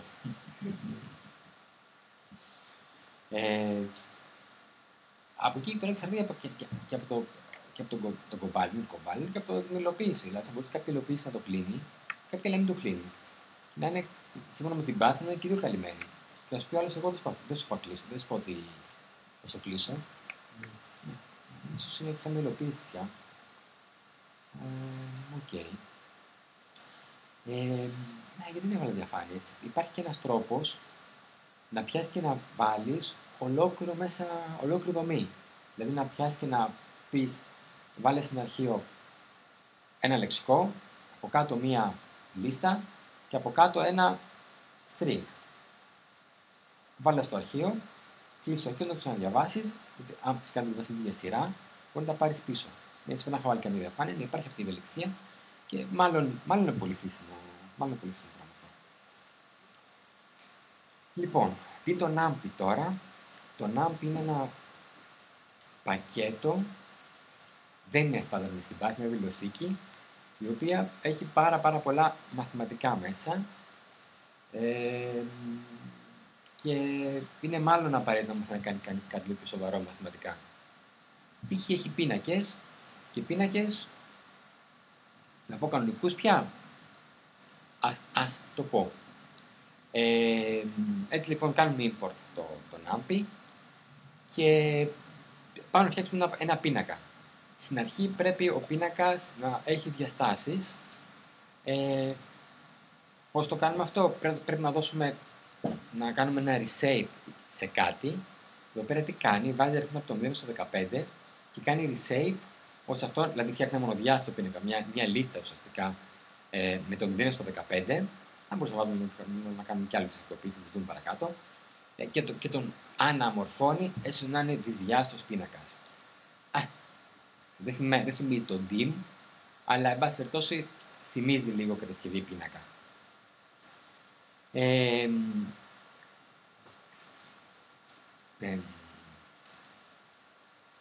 Αυτό, να το κάνω να φαίνεται. Αν τυπώσω τον α, θα μου τυπωθεί ένα τέτοιο όμορφο πράγμα.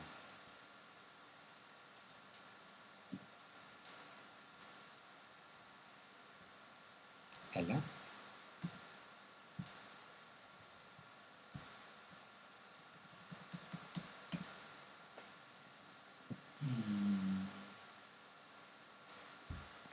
είναι.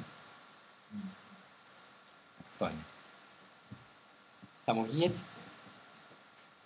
Περιστεύει καλά, εντάξει. Θα μου βγει έτσι όμορφα. Φυσικά μπορώ να το πω, πες μου το shape του α, θα μου το πει και παίρνει τη διαστάση του α, θα μου πει ότι είναι διάστατος πίνακας. Αλλά έχει πια μέσα την έννοια, παρόλο που έτσι, έχει και μέσα την έννοια του πίνακα, ενώ πριν είχε την έννοια της λίστας από λίστες. Μπορώ να ρωτήσω πράγματα όπως τι τύπος είσαι, είμαι 92, ποιο είναι το μέγεθος κάθε αυτού, 4, εδώ ξέρεις αυτό τώρα στο πόδι του το πραγματικό σου μέγεθος και πες περιπτώσει τι τύπος είσαι, είμαι από τον άμφι πίνακας. Φτιάχνω και ένα πίνακα B, τον τυπώνω, είναι μονοδιάστατος. Αν ρωτήσω τι είναι, πάλι θα μου πει ότι είναι πίνακας τέτοιος. Και συνεχίζω, φτιάχνω πάλι έναν α μονοδιάστατο. Ρωτάω τι είναι, μου λέει ότι είναι 32 bit, 32 bit, ακέραιο 32 bit. Και πιάνω και ένα πίνακα β, ο οποίος καταλαβαίνει ότι είναι float 64, χρειάζεται 64 πάνω. Από τι, από τις τιμές του εννοείται, έτσι είναι. Μπορεί να χρησιμοποιήσουμε και με άλλα πράγματα λοιπόν. Δεν χρειάζεται να κάναμε εκείνο το περίεργο, δηλαδή μπορούμε να πούμε ότι αρχικοποιούμε ένα πίνακα μηδενικά με 3,4. Εντάξει, είναι Asus, το οποίο είναι πολύ πιο λογικό να το αρχικοποιήσεις έτσι και πολύ πιο κομψό τέλος πάντων από το προηγούμενο. Δεν χρειάζεται να κάνεις κάτι reshape, λες και υπάρχει κάποια φοβερή ανάγκη. Ένα πίνακα empty, εδώ έχουμε την ερώτηση του Γιάννη, δεν είναι αρχικοποιημένος. Είναι σφάλμα όταν το φτιάξεις και δεν βάλεις μέσα αυτά τα οποία πρέπει να βάλεις. Αν θες βάλει μηδενικά η Asus, αλλιώς ό,τι είχε μέσα έχει. Αυτό τι πάει να πηγαίνει στην λίμνη. Πού πηγαίνει στη λίμνη αυτό?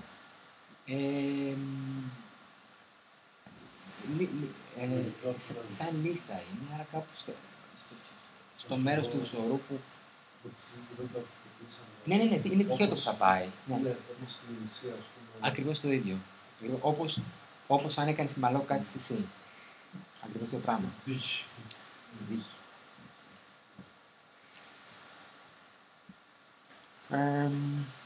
Φτιάξε μου μία λίστα με...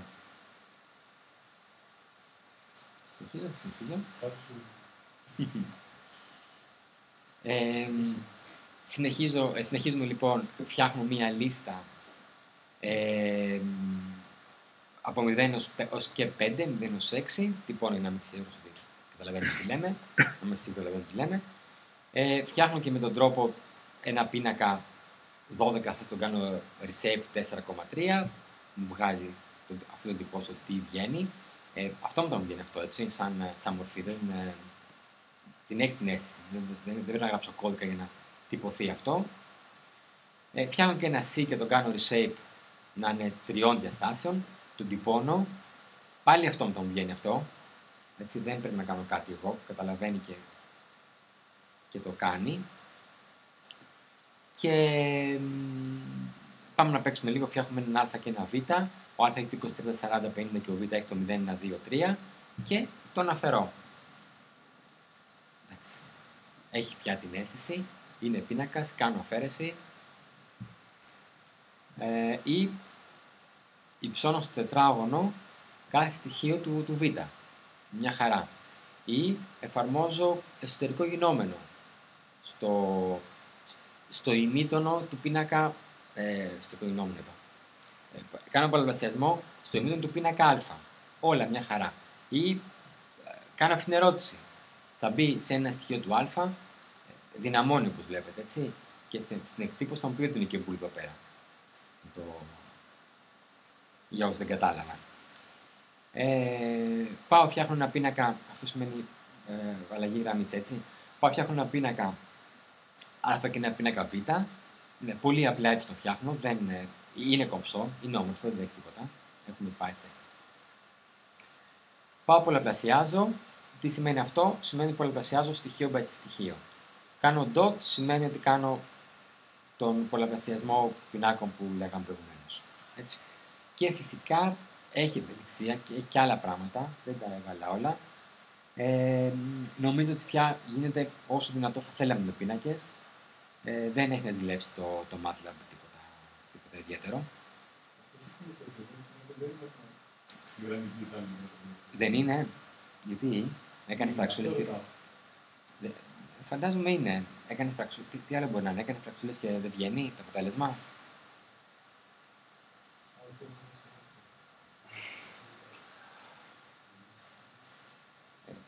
Δεν έκανα πράξη, αλλά λογικά θα είναι.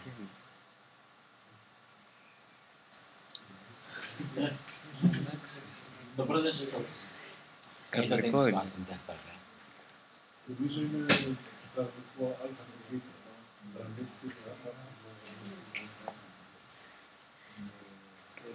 Και εγώ την κοίταρα τώρα, μετά Γιάννη. το Άρη είναι του βιβλιοθήκης.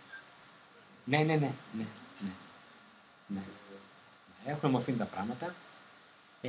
Και υπάρχει και ένα... είναι τα array. Υπάρχουν και ένα που λέγεται matrix, το οποίο τα ίδια πράγματα κάνει. Ίσως κάπου θεωρείς κάνει λίγο πιο κομψό, αλλά έχει τη μορφή του αντικειμένου. Δηλαδή, εφαρμόζω στο αυτό, την μέθοδο αυτή και βγάζω αυτό που θέλω. Πάλι μέσα στον AMPI. Και είναι διαφορά τους. Η σύνταξη μοιάζει πιο πολύ με Object-Oriented παρά με κλήσεις, ξέρεις, μαθηματικά προσθέσεις και όλα αυτά. Είναι μέσω AMPI και αυτό. Δεν το έβαλα. Και τελευταίο, να πω την αλήθεια, περίμενα να πάρει περισσότερο, γι' αυτό και έτρεχα στην αρχή. Και είχα δύο πραγματάκια να βάλω ακόμα, αλλά πιστεύω θα μου περισσέψουν διαφάνειες.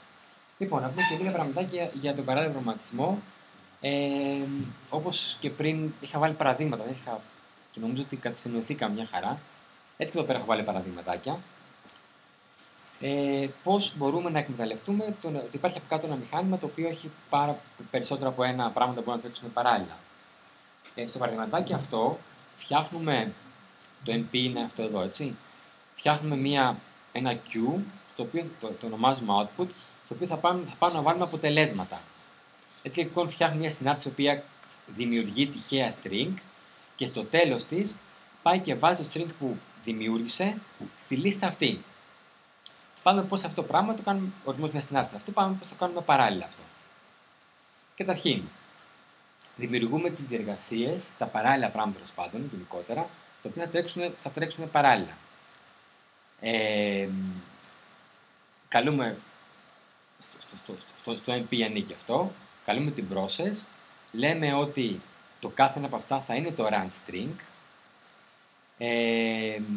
και οι παράμετροι είναι το 5 με το output. Πάμε τι είναι οι παράμετροι. Οι παράμετροι είναι το μήκος και είναι και το που θα γραφεί το αποτέλεσμα. Και αυτό σου λέει κάτω, δηλαδή δημιούργησε, μάλλον φτιάξε μια λίστα φτιάχνει, έτσι, με χ από 0 έως και 3. Άρα φτιάχνει λοιπόν 4 processes, μια λίστα με 4 processes από 0 έως 3. Και τώρα, για κάθε π που ανοίξει το processes, ξεκίνα την. Και για κάθε π που ανοίξει το processes, κάνε το join, το οποίο είναι το join το παράλληλο, να συγχρονιστούν, έτσι. Το join που λέμε. Και μετά πήγαινε στη λίστα output και πάρε τα results. Φτιάξε λοιπόν μια νέα λίστα που πήγαινε και πάρε ένα τα result από την output και το βάλε στη results. Και τύπωσέ τα. Αυτό είναι η λίστα, αυτό είναι το μορφής Q που ήταν προηγουμένως, πάω πίσω. Μορφής Q.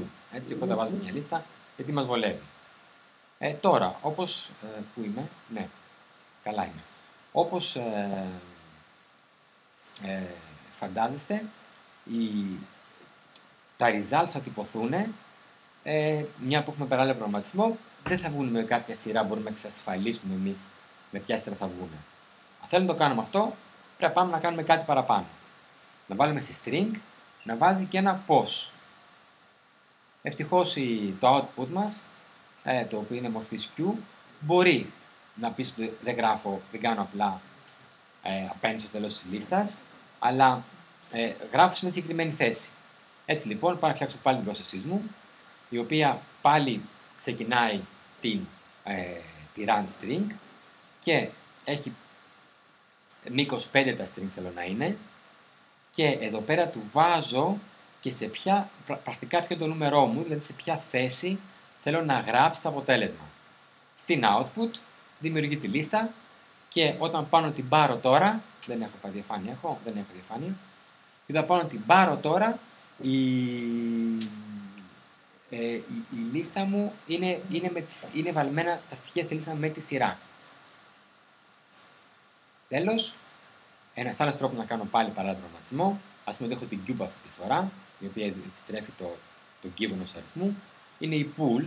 Μπορώ να καλέσω την pool και να πω φτιάξτε μου 4 processes, ένα pool από 4 processes, και πήγαινε και βάλε τη map. Η map εφαρμόζει η map στην Python, δεν θυμάμαι αν την είχα πει στην πρώτη φορά, στο πρώτο set διαφανειών, τώρα σίγουρα δεν το είπα. Η map εφαρμόζει μία συνάρτηση σε κάθε στοιχείο μιας λίστας. Εκεί pull map κάνει το αντίστοιχο, μόνο το κάνει παράλληλα. Άρα η pull map θα πάει να εφαρμόζει την cube σε όλα τα στοιχεία της λίστας. Αν κάνουμε print result, θα μας τα βγάλει πάρα πολύ όμορφα με τη σειρά ταξινομημένα, διότι έχουμε λίστα που γράφουμε που παίρνουμε μια λίστα και εφαρμόζουμε τη map πάνω σε μια λίστα ήδη. Καταλαβαίνετε ότι αν τα έβγαζε αταξινόμητα, θα ήταν πιο γρήγορο. Το θέλουμε, μας νοιάζει. Αν δεν μας νοιάζει, μάλλον αν θέλουμε ταξινομημένα, χρησιμοποιούμε έτσι. Αν θέλουμε να κερδίσουμε λίγο χρόνο και δεν μας επηρεάζει η ταξινόμηση, υπάρχει και η map async, η οποία θα είναι λίγο πιο γρήγορα, θα κερδίσουμε λίγο χρόνο και θα είναι η λίστα αταξινόμητη. Τέλος.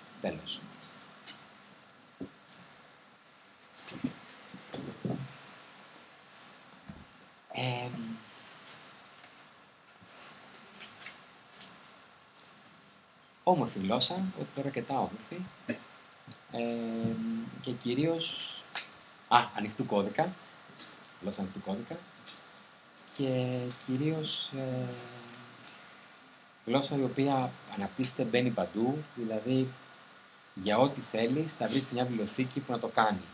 Υπάρχει βιβλιοθήκη που υποστηρίζει databases, υπάρχει βιβλιοθήκη που υποστηρίζει το web, υπάρχει βιβλιοθήκη η οποία υποστηρίζει να κάνεις plots, υπάρχει βιβλιοθήκη που υποστηρίζει να κάνεις εξεργασία σήματος.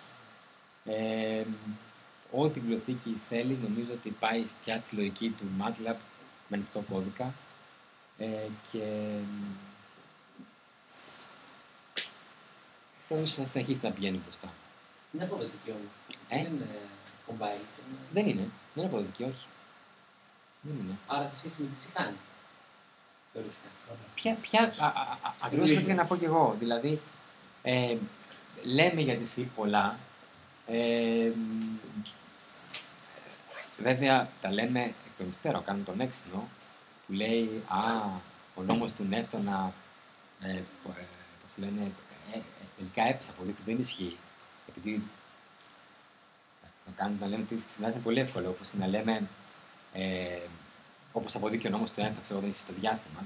Έτσι, το να λέμε, εσύ τόσα χρόνια μετά, μάλλον, αλλά, εν πάση περιπτώσει, η αλήθεια είναι ότι έχει κάποια πράγματα τα οποία είναι άκομψα, αλλά από την άλλη, κάποια πράγματα τα οποία είναι γρήγορα τα κάνεις εσύ.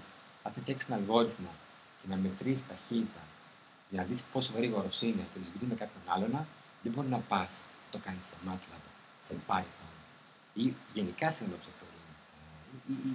Είναι άδικο και εσύ θα χάσεις, που λέει ο λόγος. Οπότε, εσύ δεν έχει πεθάνει και δεν θα πεθάνει. Μπορεί να πεθάνει εσύ κάποτε. Εκτός αν βγει μια άλλη γλώσσα που να είναι τόσο χαμηλά στο υλικό, που δεν θα βγει και να είναι πιο κομψή. Αλλά αν είναι πιο κομψή, αμέσως θα χάσουμε ταχύτητα. Αμέσως. Οπότε, ναι, είναι αργή, Ναι, γενικά όποιος θεωρεί ότι ο προγραμματισμός είναι αργός, γενικά ό,τι βγαίνει τώρα πατούλη είναι αργά.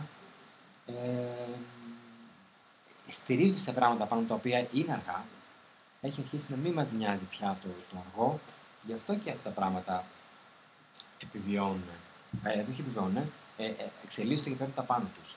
Αν είμαστε σε μια εποχή που η ταχύτητα ήτανε, πώς το λένε, συγγνώμη,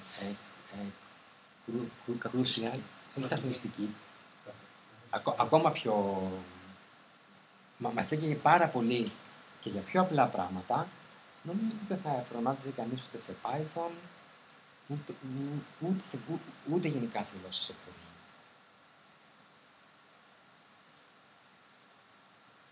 Και αυτό έχουμε γρήγορα υλικό πλέον. Φυσικά. Ναι, εκπληκτικά γρήγορα, δηλαδή. Πιστεύω ότι έχεις και ένα επίπεδο ώστε να ενώσεις τις τεχνολογίες και να πας ένα βήμα παραπέρα. Δηλαδή να συνδυάσεις υλικό και... Να μην σε ενδιαφέρει πλέον ότι θα πρέπει να φτιάξεις το βέλτιστο αλγόριθμο της 1.000.000 γραμμές εσύ που με το Python θα το κάνεις. Ναι. Πώς το διάβασα,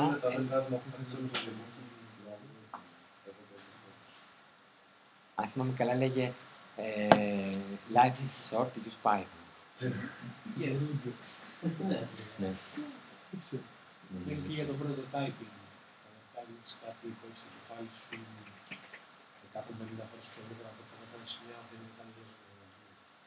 Στην μάθημα αυτό κάνει. Δηλαδή βλέπεις ότι αυτό που κάνεις, αυτό που σκέφτεσαι, αν ισχύει, ένα proof of concept, και μετά άμα θες να κάνεις κάτι πιο αξιόπιστο, τουλάχιστον σαν εγώ ή εμπορικά, σαν άλλη εφαρμογή, πρέπει να είσαι άλλη γλώσσα. Ή το δίνεις σε άλλους. Έχετε εμπειρία εκεί και εμπορικά. Αυτή είναι την απόδοση. Ήταν ένα project το οποίο αυτό που και με prototyping και είχε βέβαια σχέση με υλικό. Θέλανε να κάνουν ένα asset management, ουσιαστικά να φτιάξει ένα λογισμικό και να το εγκαταστήσεις στα μηχανήματα ενός οργανισμού και να ξέρεις ανά πάσα στιγμή τι hardware, software έχεις, τα πάντα άλλα. Τέλος πάντων, για να μην τέτοιο, γράφτηκε σε Delphi, γρήγορα, δοκιμάστηκε σε μια αρχή κλίμακα. Είχε βέβαια 1000 προβλήματα. Αλλά πέτυχε το στόχο και να αποδείξει ότι μπορεί να παίξει σαν ιδέα, σαν prototype, σαν έργο. Και ότι φάνηκε εκεί να έχει κάποιο πρόβλημα. Το αποτέλεσμα για μí είναι ότι γράφει μετά σε εσύ. Γιατί είχε θέμα και υλικού, δηλαδή έπρεπε να πας καθαρά σε κομμάτι της υλικότητας, να κάνεις πρώτο και άλλο. Αλλά αυτό είναι μία περίπτωση. Γενικά, από τη στιγμή που μπορούν να υποστήριξουν και τα υλικά Python ή Java,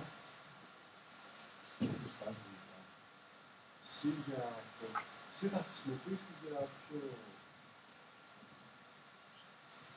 εξειδικευμένο και για το θέμα πώς δεν μπορείς να ελκύσεις κάτι το οποίο έχει φτιαχτεί για να δουλεύει. Δεν υπάρχει και επίσης η ελευθερία που σου δίνει εσύ, λέμε ελευθερία, και κάπου στο πρώτο εξάμηνο σίγουρα μας κάνει πολύ κακό να την έχουμε, αλλά η ελευθερία που μας δίνει εσύ την εξαργυρώνουμε και σε ταχύτητα. Δηλαδή, το ότι σε αφήνει να γράψεις στον πίνακα και βέβαια αν είσαι απρόσεκτος ή ώσπου να την πάθεις μια φορά και να χάσεις 1, 2, 3 απογεύματα, μετά δεν ξαναχάνει, μετά το έχει δώσει ακριβά που το θυμάσαι. Αλλά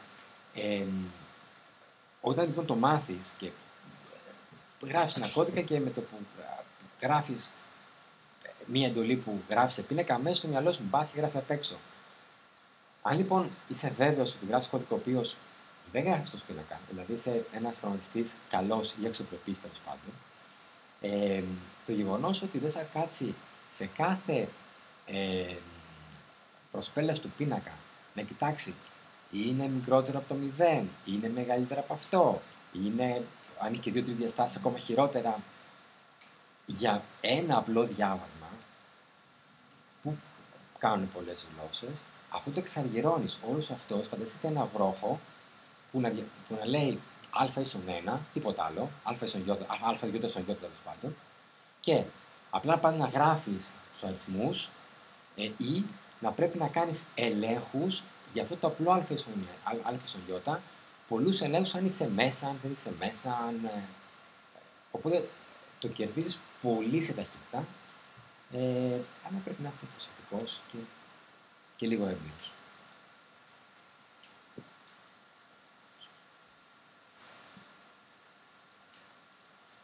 Απορίες, ερωτήσεις σχετικά με τις βαθμολογίες. Δεν είπαμε ότι υπάρχουν και λιτομιστραφές. Ναι, πράγματι. Το χρησιμοποίησα λίγο έτοιμο, δηλαδή ξέρω εγώ, εδώ πέρα που λέει πρακτικά αυτό είναι να το λέω, είναι λίγο.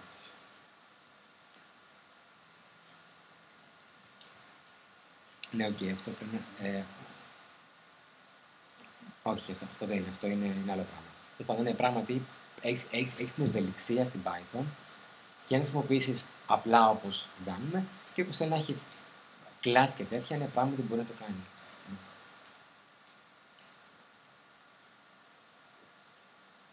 Να το, εδώ ας πούμε. Είναι, δεν είναι αυτό.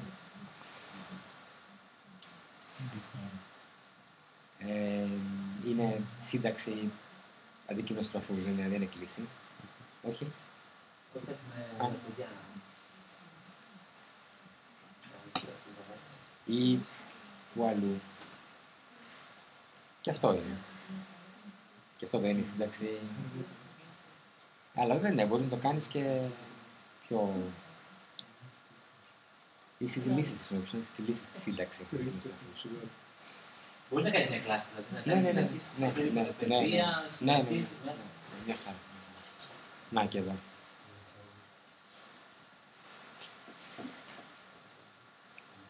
Ωραία.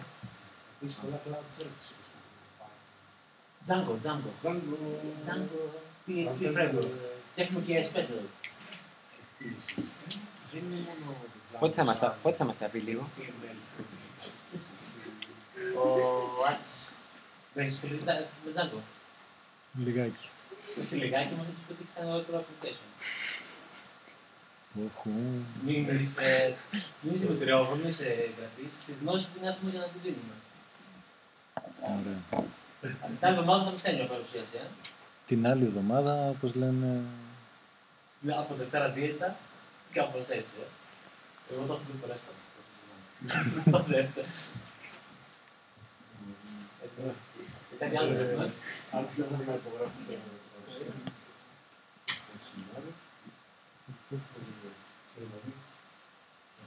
Όχι. Παιδιά, σας ευχαριστώ.